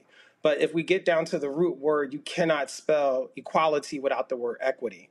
Equity actually just builds equity for all equals equality. And what we've been talking a lot about is the positive stories across the nation, cities, towns, states, regions, and suburbs where issues of reparative justice and truth and racial healing have been happening. But the question is why hasn't the Biden-Harris administration been highlighting it, especially given we hear so many negative stories? And also, why has Congresswoman Barbara Lee, the highest ranking Black woman in the U.S. Congress, not been given a meeting with the president all of these years to discuss a pathway forward about reparative justice? So we are marching to demonstrate that there's a public will and appetite in this nation for a positive movement forward. And there's a slate of legislation before the Congress now, from book banning to voting rights to equity for all. Shout out to the Poor People's Campaign, Third Reconstruction, which Rep. Lee also is the primary for. So there's a suite of progressive legislation that hasn't seen the light of day, nor has there been a successful meeting yet with the members to talk about ways to have these things happen. Well, one of the reasons you haven't seen that become light of day because Republicans control the House.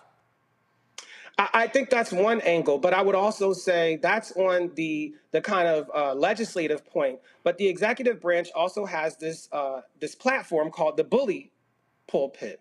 We have not yet heard the name Breonna Taylor spoken from that platform just yet. We've listened to several State of the Unions where we know statistically, based on political science over many, many decades, that what is said at the State of the Union is not necessarily politically detrimental to outcomes or determinative of political outcomes. So the question becomes, why have we not heard her name? We know that if not for the loss of her life and Mr. Floyd and Ahmaud Arbery and so many other people, that there would not have been 72+ million people voting for this administration. So why has that not been spoken? Wait, 1 second. When you say it hasn't been spoken, what specifically do you mean? Go to my iPad. This was a tweet that was posted on March 13, 2021. Breonna Taylor's death was a tragedy, a blow to her family, her community, and America. As we continue to mourn her, we must press ahead to pass meaningful police reform in Congress and remain committed to signing a landmark reform bill into law that was President Biden. So when you say it hasn't been spoken, what do you mean? What I mean is using the bully pulpit more than just the tweet that you just shared when we were still in the Panini Panorama pandemic. I'm saying when there's a joint special session of Congress and you speak to members of that body and also including Supreme Court justices, we have not seen that come forward. And what I'm saying about that is not just about executive order, that's about executive action and also about encouraging the fourth state, the media, to do much of what you're doing, which is to cover stories like this. So that's part of what I'm getting at. We have not yet had a sustained media cycle about reparations, about reparative justice, or about equity. And even those of us who have been organizing around it, we've seen philanthropy dry up and move. You know, they're going somewhere else. And those $340 billion that McKinsey has counted that were public pledges around racial equity have not only not been spent, but that has been spent, it's been hidden. And many times it's just an internal expenditure. So what I'm saying is that, one, it's a positive story about places where Black people are not the dominant majority, where cities, towns, and states are doing reparative justice. And I think that the American people and the nation ought to be hearing about that, especially because we're inundated by so much war, so much division and polarization. Reese? First of all, go Bruins. So thank you for your work. I agree with you in terms of there is an opportunity there to use the bully pulpit more to draw attention to issues of racial equity. I believe that the administration has done a lot of actions around it. The messaging hasn't been that great, perhaps because they've released 100 actions that they've done at a time. Vice President Kamala Harris invoked Breonna Taylor at the executive order that President Biden signed in 2022 around policing reform. But to your point, it's not a message that people have connected the dots of what they're doing around a variety of racial equity causes. My question is, how do we put pressure on the administration? The Democrats, I always agree, can do more, but also draw attention to things like Project 2025, to the fact that convicted ex-president, impeached President Donald Trump is running on a platform of giving police officers immunity. How do we balance the fact that people need to understand what has been done, what needs to be done, but also the alternatives that we see in the opposition party? Yeah, that's a great question. And thank you so much for what you do as well. I think one of the things that's worth thinking about is one, and this may be, I'll say hashtag unpopular opinion, is that a lot of times what's been happening politically is that Democrats have only had to be an alternative, not really an actor. And so part of what happens is if it's just always about not being Donald Trump, that doesn't get people out of bed. That is not enough to make people enthusiastic. I think the other thing that is worth thinking about and talking about, and we heard 50 Cent say a bit of this, is that now you have a convicted felon who has 4 baby moms. Shout out to Black neighborhoods and communities across the world. We understand that. We identify with that. So as much as people see that as like, oh, we shouldn't vote for that, that is not who we should have as president. A lot of our communities and many people, I see a lot of and spend a lot of time around regular, schmegular, degular Black folks. And I've heard them say more publicly now that they're voting for Trump than they did 4 years ago. It was more quiet and more surprising. Some people are saying it straight up. And I think it's about the idea that people just see, oh, don't vote for this alternative. And some people felt like, well, I lived through that 4 years. And I'm still here and I'm living in these 4 years and I'm not really telling a difference. It doesn't mean that there isn't a difference, but there is an optics that I think is creating an enthusiasm gap. And again, a lot of people are saying Genocide Joe around the issue of Palestine and a ceasefire. And my encouragement through open letters, organizing, protesting, demonstrating is to really push the administration and our federal government towards leaning into the positive story about reparative justice and racial equity and truth and racial healing that's happening across the country. The question is, why haven't we heard the president say, I am aware that the young Democrat governor, Gavin Newsom, has initiated and inaugurated the first in the nation process called reparations commissions. And California has not seceded from the union. It is actually a democratic process that we are monitoring and paying close attention to. I'm on my way there to attend one of the first in the nation commissions just to listen. Imagine a world we could live in when the media is responsible for following the president in that story. Greg. Thank you, Roland, and thank you, Dr. Hunter. I'm glad you raised that first in the nation reparations, statewide reparations commission. I testified before the commission. I am very much on the record. I am vehemently against lineage-based reparations. Anybody who studied the law, knows anything about the law, knows that the courts are going to use lineage as a proxy for race. It's not going to survive challenge. I'm wondering, and I'm looking forward to the New York Commission, which I think will be a little bit less ideologically kind of split over this. We'll see. My question to you is a reparations question. Certainly H.R. 40 has been stuck for all kind of reasons. The 2 years that John Conyers did not introduce it, ironically, or maybe not so ironically, were during the Obama presidency. What is your position, or what are your thoughts on the president by executive order establishing a commission? And if they were to do that, who should be on that commission, and what kind of reparations agenda might be put forward in what would essentially be the same kind of thing our 40 would pursue, which is a study commission, but the president would appoint it? Yeah, thank you for that question. Also, thank you for standing in this area for so long, and it is a great honor to be in your presence. Shout out to you, Dr. Carr. You know, I got to say that. You already know. The answer for me, one is, and this is something I talk about in my book, Radical Reparations, is that there are 7 forms of repair, only one of which is a check. There are piles and piles of debt, injury, and trauma: political reparations, intellectual reparations, legal reparations, economic reparations, spiritual, spatial, and social reparations. And so something that we can think a lot about, for example, when it's not cash in hand, what if Black people woke up tomorrow with an 800 plus credit score? right? I always think about good times when the dad, James Evans, wanted to buy a nice coat for Florida for just being an awesome Black woman mother that she was. And he goes down to the department stores. At the time, it was Sears and Roebuck, I believe, as portrayed on the show. And he comes home disappointed because he's like, yeah, I went down there and I thought I would be able to put it on layaway. And he said, no, I got to apply for this thing called credit. And guess what? It didn't go through. Now I couldn't buy anything. So just also thinking about these digital systems that exist that keep us out, that block Black entrepreneurial endeavors that could easily overnight be changed and there would be no money in hand. The other thing that I would also say is that when we think about an expanded version of reparations, and we start getting into this, which is the purpose of a reparations commission, is to discover how each state, each town, each committee, each city, each community needs different things because we all have different relational fields to the origin story of the enslavement of Black Africans in America. That said, some of it is about education, public awareness, beating back the steady diet of misinformation and confusion. And I ultimately think that reparations is a global invitation to build a more beautiful world. It is not something to be afraid of. It is something that we can lean into and not wait for the coronavirus to kill people to say, you know what? Slavery is a pre-existing condition of the United States. If we don't attend to that pre-existing condition, every other disease, dis-ease, war, conflict is going to get us even deeper because we're already handicapped by our past that has not been restored, reconciled, or repaired. So I think about it as a positive move forward, and to not be afraid to move forward and lean in as an invitation to include a world that is more beautiful. Lauren? Yeah, so Dr. Hunter, have you ever worked in the government? I've been a public school teacher for about 20 years. So okay, yes, technically, yes, yeah. Mm-hmm. Yes, sir, I hear you. So I've worked in the federal government and state government in 2 states.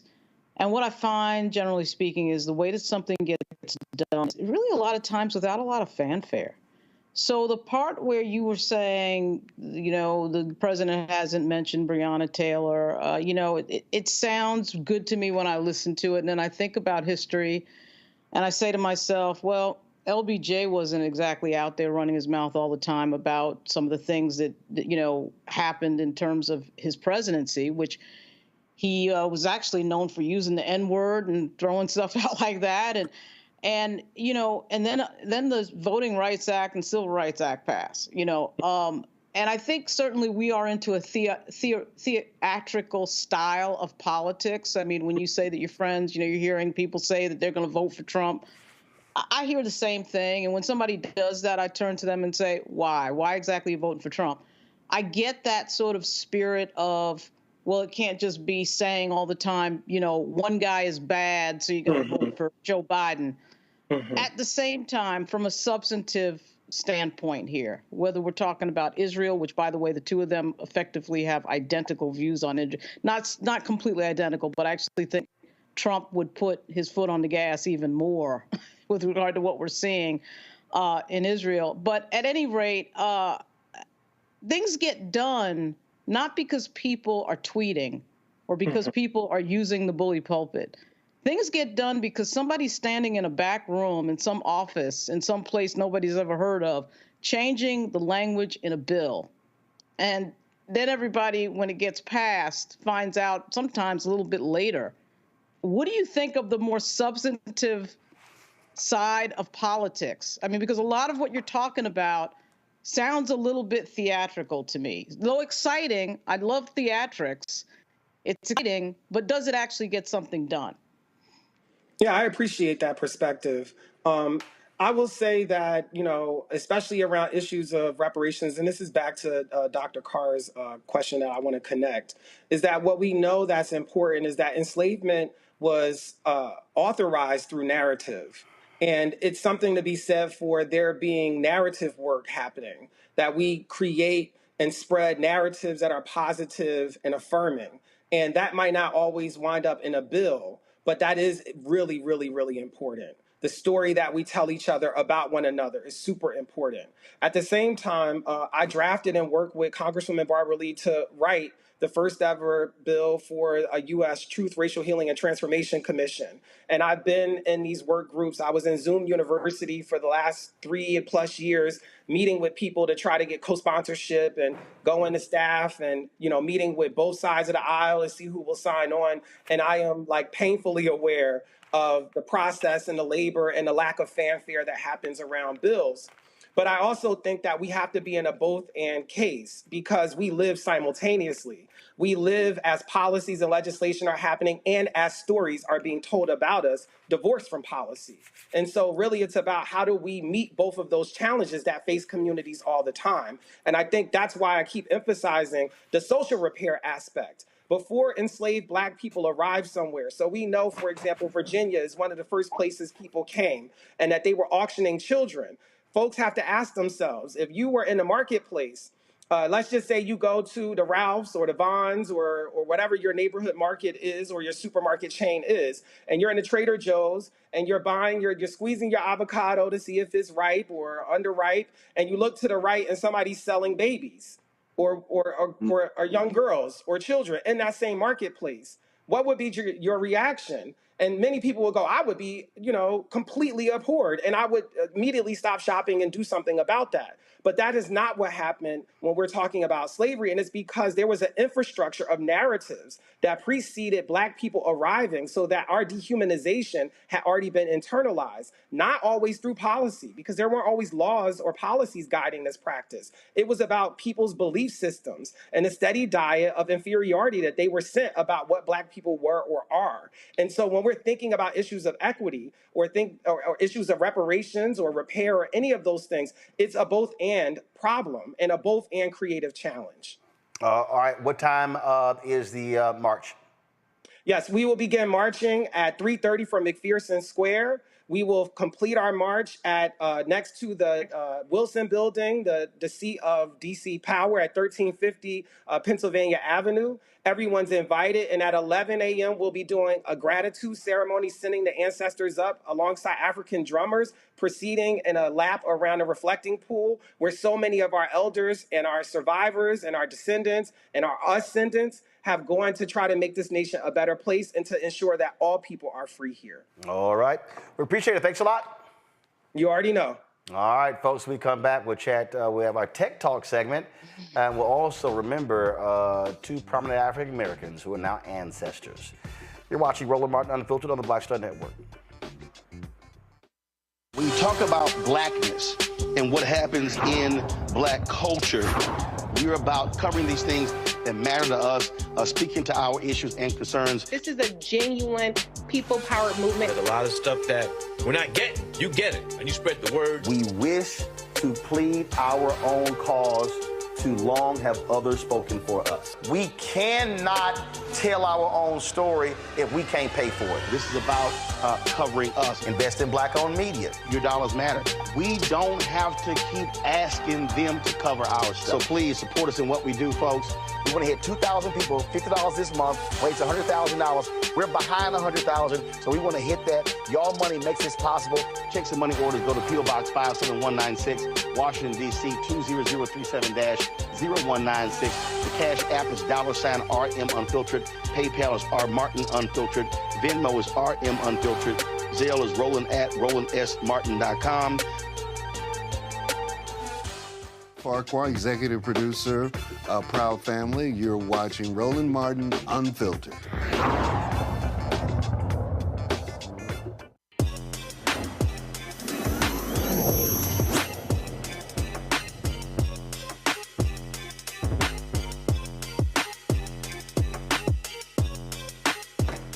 Folks, welcome back to Roland Martin Unfiltered. I had a couple conversations today with some folks, and we were talking about, again, content creation, and monetization. So what we're seeing is a lot of people out here who are enamored with likes, enamored with, people commenting about their posts. But the question always comes back to, but are you making any money doing it? And so you have folks who say, hey, I want to be influencers. Well, what the hell does that even mean? How do you actually do that? And what we're also seeing is the folks who are running these platforms, how they are making decisions that you have no control. If they change the algorithm, the business that you have can completely go kaput. And we've actually seen that happen. Isaac Hayes III is the founder of Fanbase. Isaac, I'm thinking back to, glad to have you here. I'm thinking back to, that was a gentleman, and I read this story about 4 or 5 years ago, and they were on Facebook, and they were doing great. They were buying lots of advertising, and then all of a sudden, that thing began to shift, and basically they went out of business. And he was crushed by it because they were feeding into that system. I talked to another brother who called me up and was like, man, I think I'm just gonna stop doing this content stuff because I just can't make any money on YouTube. And because he was complaining that they changed the algorithm. And what I'm constantly trying to remind people about is that the platforms aren't concerned about you and your business. You are their business. You are driving the money for them. And a lot of folks keep getting confused by that. And they think that, that they're supposed to be doing content creators favors. No, it's about them making money, not you. 100%. I agree. I always say if the platform isn't paying you directly, then you are the product. And I think that's important for every single person that uses social media. They got to understand that.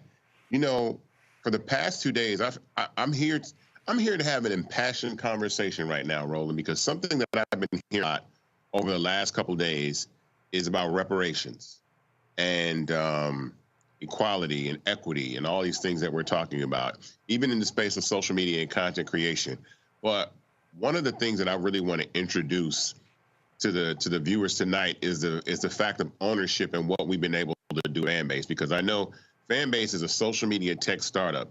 Well, what makes Fanbase unique is that it has been funded by the people. We have raised over $10 million from 15,000 investors around the planet that actually own equity in Fanbase. And really what I want to say about that is the fastest way to build wealth in this country is through technology.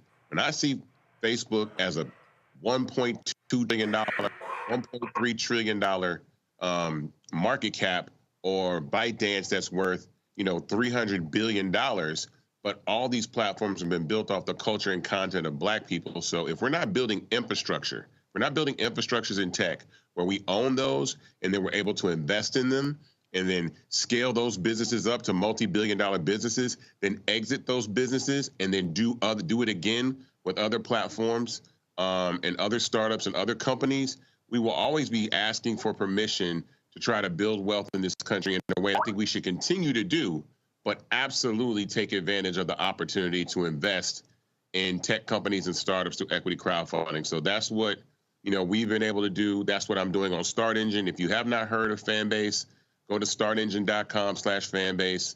You can invest and actually have ownership and equity in a platform that has almost 700,000 users, is a global platform. We're over in 190 countries and territories worldwide.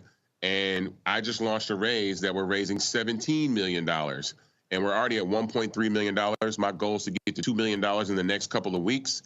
I tell people that the minimum to invest in Fanbase is $399. You can literally buy shares of stock and have stock in a company, in a tech startup that is continuing to grow and build. And I think, I hear these conversations all the time that we have about Black wealth, but I'm like, guys, we got to start owning the Ubers, the Facebooks, the Apples, Googles. But I think what this requires, it actually requires a completely change of focus. What it requires folks not to be caught up in white validation. To understand, I mean, look, I've had some folks sit here and I was having a conversation. I was thinking back to when I was running the Dallas Weekly, and I was telling folks, look, I had a great time running it. When I joined CNN, I didn't leave TV1. I didn't leave WVON radio because I was on CNN. For me, it wasn't the be all to end all. That was this idiot at Fox News who was tweeting me. He was like, "Oh, your career has just gone in the pits. You can't work at any network." And I'm like, I'm actually making more money today than I did when I was there, and I'm having more fun. And so a lot of this has to do with African Americans reaching a point where we're not caught up in this validation. I remember talking to a young sister who wanted to do a book, and I was actually encouraging her to go ahead and self-publish for the purpose of having more ownership and freedom when it comes to her book. And after about 40 minutes, I said, okay, can we just cut to the chase? You are desperate to get a book deal because you want to be able to tell somebody, I have a book with HarperCollins. I have a book with St. Martin's Press. And she was like, you're right. I said, so you need I said, you do know that when you get an ISBN number and you publish your book and you sell your book, you're an author. But she felt she wasn't a legitimate author unless she signed with one of those companies. This to me is, I think, part of the issue. For a lot of folk, they are caught up in the validation. Oh, no, that's real and this really isn't. And that's what's stopping, I think, a lot of folks from really thinking more like an entrepreneur, more like an owner, because they're caught up in, oh no, but if I'm doing it for them, it's deemed to be more real. Well, I think also, I believe that's an issue, but I also believe that there's a lack of information that people don't understand, even equity crowdfunding. So equity crowdfunding really got started in 2015 when people were able to raise capital for their businesses from the general public. So people that are watching this program right now can invest in companies before they go public. So it's like investing in NVIDIA before NVIDIA is the company that it is now, or Apple or Facebook. And people don't know that that started in 2015, and it really didn't pick up till after the pandemic. So when we started raising capital, so people don't even know that you can actually invest in companies and have equity and ownership. And so I was at RenderFest down here in Atlanta, Georgia today. It's a tech festival. It's Atlanta Tech Week. And it's so many people that didn't even know that you could actually invest in tech companies that way and want to invest in fan base for not crazy amounts of money. Before you used to do this, before equity crowdfunding, you have to put $25,000, $50,000, $100,000 into a pool of people to invest in an early stage company. And those people are typically rich people, accredited investors. I'm saying now that we have to start to get the message out that people can fund their businesses through equity crowdfunding using things like the Jobs Act, again, which Obama and Biden signed into law, and fund this. I'm the first Black man to ever raise $10 million in Reg CF equity crowdfunding. So we're making history. That's the thing about it. It's like people don't understand that information. So more investors we have, but think about that. 15,000 people have invested in Fanbase, and we've raised $11 million in 3 years. And I'm raising $17 million right now. And everybody that's watching this program can invest in Fanbase today, like can put $3.99, $5.99 in the platform, have equity, and then utilize your own network to tell people to download the app, use the app, continue to grow our user base, and then make the app more valuable. And then we raise more capital and we scale this to a $100 billion business or a $10 billion business, whatever it is. But then we exit and then we do it again. And so I think the validation is there, but a lot of people have never seen a Black founded social media platform that's for every single person on the planet. Most of the Black founded apps that people see are just exclusively for Black people. And I don't have a problem with that at all. But I feel like if we're going to businesses to the value of a TikTok or a value of an Instagram, we need to include the world. We need to include Africa. We need to include Australia. We need to include China. We need to include all these other countries that utilize Fanbase, India, all these platforms that are using Fanbase to continue to scale a business. So Fanbase is the only Black-owned social media platform that exists right now that's for every single person on the planet. But the thing that makes it the most important is that it's founded and Black run. So I'm not here to exploit my culture and my community. I'm here to empower the community to say, look, this is who's at the top. So when you're creating your culture, when you're doing your music and your fashion, I'm not here to exploit that to the benefit of a small group of investors that are going to make tons and tons of money when this thing scales. I'm here to allow our culture to shine, and the benefit of those people that actually see those dollars are us, because we're owners in the creations that we do. So as much as I think that There's absolutely a white validation. There's also a lack of understanding that we've never seen this before. There's never been a platform like Fanbase. There has absolutely never been a Black-founded social media app that was founded for the entire world to use. But we know the value of Black culture, and we use that culture to continue to empower. We do it with record labels. All these record labels are most valuable. What Drake and Kendrick Lamar did for the record industry is incredible, but they don't own any of the labels that they're doing this stuff on, right? It's the same thing. Conversations happen on TikTok. What Kai Cenat is doing for Twitch right now, he just did the largest live stream on Twitch with Kevin Hart and Drewski, and they got 700 and some thousand concurrent viewers, and over 21 million people saw that stream. But Kai Cenat doesn't own Twitch. Got it. Saying we have streaming on Fanbase. You can own Fanbase. We're building RTMP streaming for gamers right now. So you can own Fanbase and start to stream on Fanbase and have equity, and you make money because the platform is monetized that way. Reese? I'm glad you brought up what Kai Cenat just did. Is there a recruitment strategy? I'm curious to see if, you know, content creators and other Black influencers are kind of looking for sponsorship or some sort of, you know, paid partnerships for your organization or for your company, as opposed to how they give things away for free, to your point. I mean, they do get, sometimes there is compensation at the back end. But I'm just curious what kind of conversations you've had and willingness you've seen from kind of the more big draw names in terms of joining your platform. So the conversation that we have in our community usually is a money conversation. I'm going to be totally transparent. When we're talking in our community, we want the cash up front. Now, I can tell you a few names and go Google them. Aiden Ross, he has equity in Kick. Charlie D'Amelio has equity in Step, which is like a little debit card for teenagers to use. She has equity in the company. Google Bryce Hall. He has equity in companies, right? All these startups. These younger white creators are choosing to have equity in these startups because they know that they can leverage their reach to drive people to the business to scale it up and then exit the company. So my conversation with Kai Cenat would be equity. Kai Cenat's making like $800,000 a month. He don't need any, he can make more money, but I'm trying to make Kai Cenat a billionaire. I say, Kai, come over here and get equity. If Kai Cenat came to Fanbase would probably go from 700,000 users to 2.7 million users in probably 30 days. And it would literally be $1 billion company just because of one kid brought all his platform there and said, come over here and I'm gonna do audio rooms and play video games and stuff like that. But at the same time, he owns part of the platform. He's an owner. He doesn't own equity in Kick.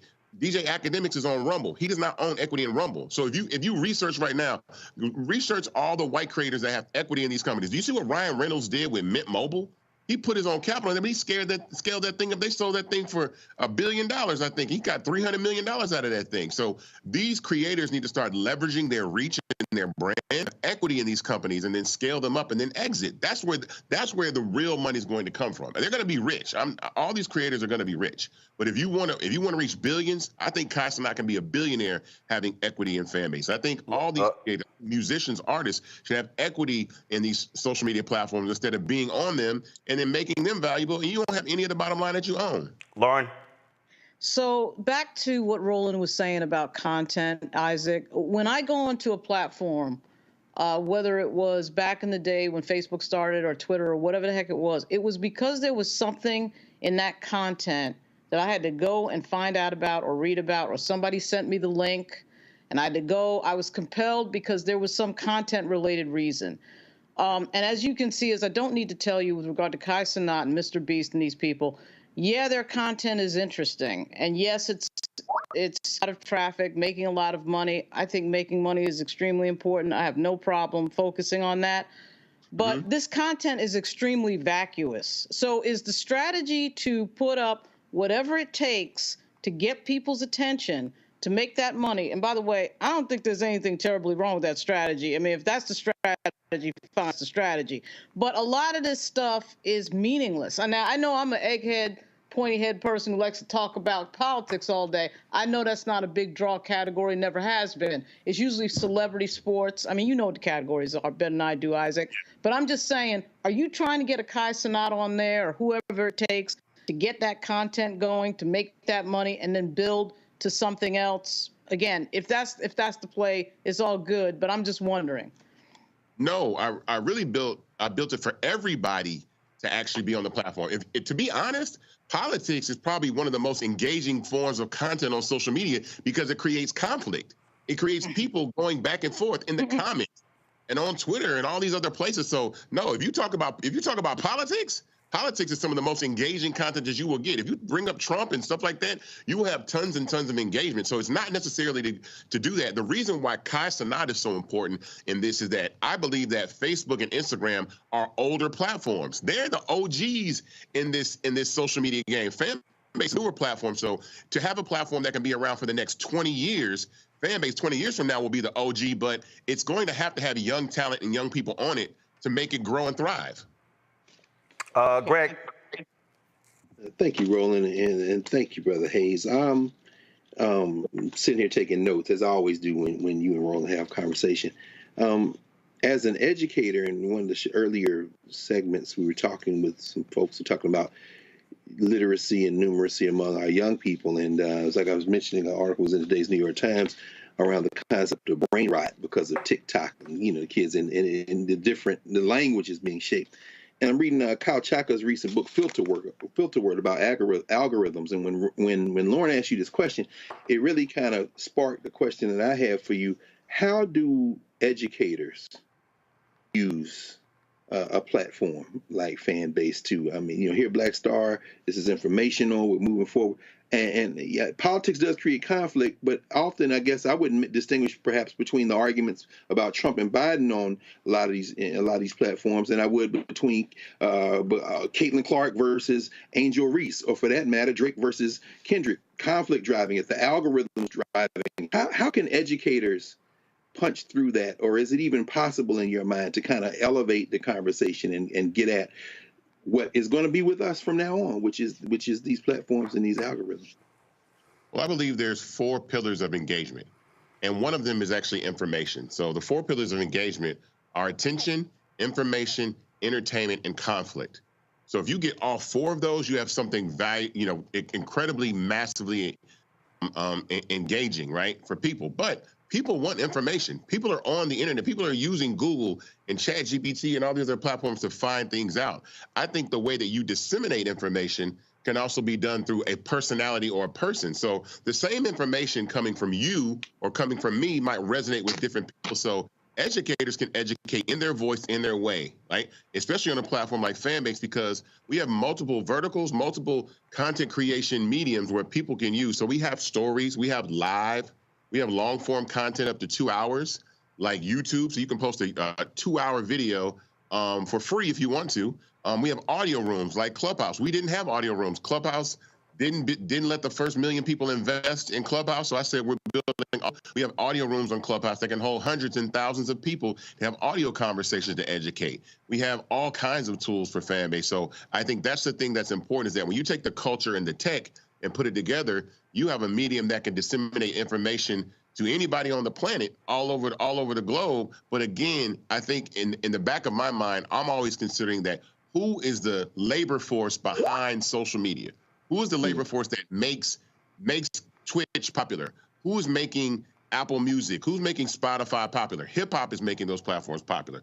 Who's making social media popular? Drewski and Funny Marco and all these other people. But ask those people, ask any of those individuals, do they actually own part of the company? So I say we start from scratch, the infrastructure, and then have equity in it and do that. But you can absolutely educate on Fanbase. It's a platform designed to act. And here's another reason why I think it's important that you can educate as well, because we don't suppress content. I'm not here to suppress content.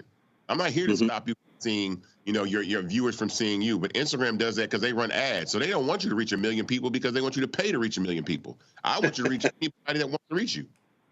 Yes. All right, folks, more information, go to startengine.com/fanbase. Isaac, we appreciate it. Thanks a lot. Thank you. All right, folks, Reese, Lauren, Greg, I certainly appreciate y'all joining us on today's show. Thank you so very much. I'm going to take a short break, and we have 2 memoriams that we have to do, folks, and we'll have that next. Back in a moment. On our next A Balanced Life, we talk about how to get in touch with your feelings, emotions, how to find your North Star, and how to move your life along. Because oftentimes what we'll do is we'll accept what the world says about us as the truth and how we see ourselves, which that could be completely contrary to what the Word of God says about who you are. That's on the next A Balanced Life here on Black Star Network.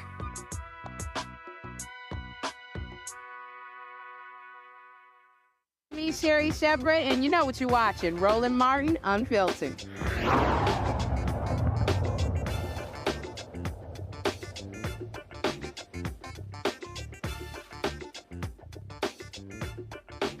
Folks, Hall of Fame basketball coach Robert Hughes out of Fort Worth has died at the age of 96. Hughes, a former All-American at Texas Southern University in Houston, coached boys basketball at the all-black Terrell High School in Fort Worth, Texas, from 1958 to 1973. Followed by coaching at Dunbar High School for 32 years, where he retired in 2005. Hughes' career record is 1,333 wins, which is tops in the country. He led his teams to 5 state championships and 35 district titles. He was named the National High School Coach of the Year in 2003, inducted into the National High School Hall of Fame and the Texas Sports Hall of Fame, and enshrined in the Naismith Basketball Hall of Fame in 2017. Robert Hughes was a tough coach. When I worked at the Fort Worth Star-Telegram, I covered a couple of those ceremonies when they were at City Hall for winning the state championship. He was a strong presence in the life of so many of those young men, beloved by many people in Fort Worth. And so many folks are saddened of his passing. Again, Robert Hughes, basketball Hall of Famer, dead at the age of 96. Got some sad news yesterday, folks, when entrepreneur, philanthropist, and prominent member of Alpha Phi Alpha, Dr. William Picard, died Wednesday morning at his home in West Palm Beach. He was 83 years old. Picard founded the Global Automotive Alliance in 1989, which has generated more than $5 billion in sales. He was also co-managing partner of the MGM Grand Detroit Casino and the co-owner of 5 black-owned newspapers, including the Michigan Chronicle and the Chicago Defender, which is where I got an opportunity to meet Bill. Dr. Picard donated millions of dollars to local and national organizations invested in the black community, including the Charles H. Wright Museum of African American History, the Motown Historical Museum, the Detroit Symphony Orchestra, the National Museum of African American History and Culture in D.C., Tennessee State, and many, many more. He was awarded the Michigan Lifetime Humanitarian Award in 2019. And in 2017, had an opportunity to sit down with him, talk about his book on my TV One show on News One Now. Here's that conversation. Bill Picard, one of the most successful entrepreneurs in America, also an alpha man. He was one of the first African-American McDonald's franchise owners and is the CEO of several successful companies, as well as a co-owner of 5 black newspapers. Now Dr. Picard is sharing his keys to success in his new book, that is Millionaire Moves, 7 Proven Principles of Entrepreneurship. What up, Doc? Good morning. So here's the deal. A lot of folks want to be successful, but one of the things that I constantly tell people is, you got to pick a lane versus trying to be all over the place. Initially, I think that is very, very Well, I said you got to go through one door before you can try to do different stuff. Exactly. What was the door for you? What did you first go through? The numbers business. My family was involved in that business, and I saw the good and the not so good of that business, and that channeled me into social work. Okay. My first job was with the Urban League of Cleveland, and I quickly learned that working for somebody was not my thing. And then I stumbled into McDonald's as one of the first black franchises in America.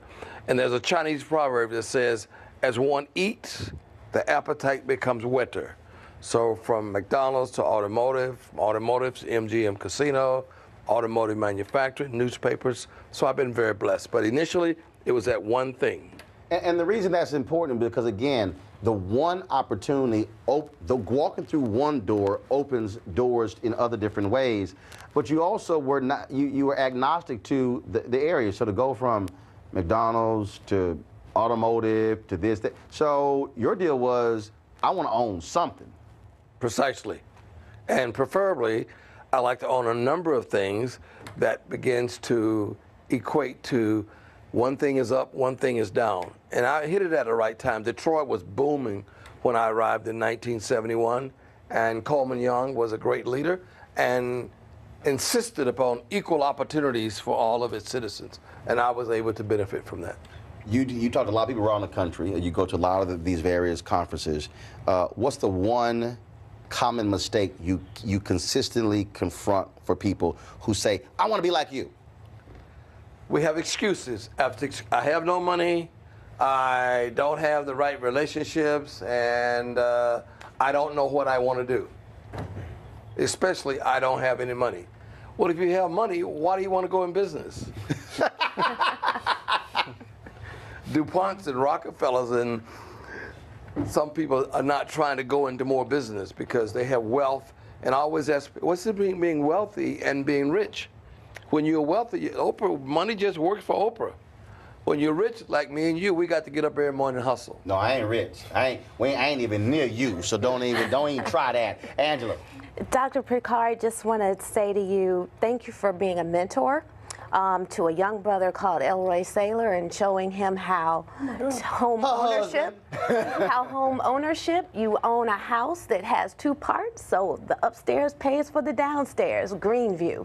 Wow. Wow. That's a hug. Wow. Okay. Of course, he's from Michigan, and he was involved in an early, relevant, moderate black Republican involvement in our state.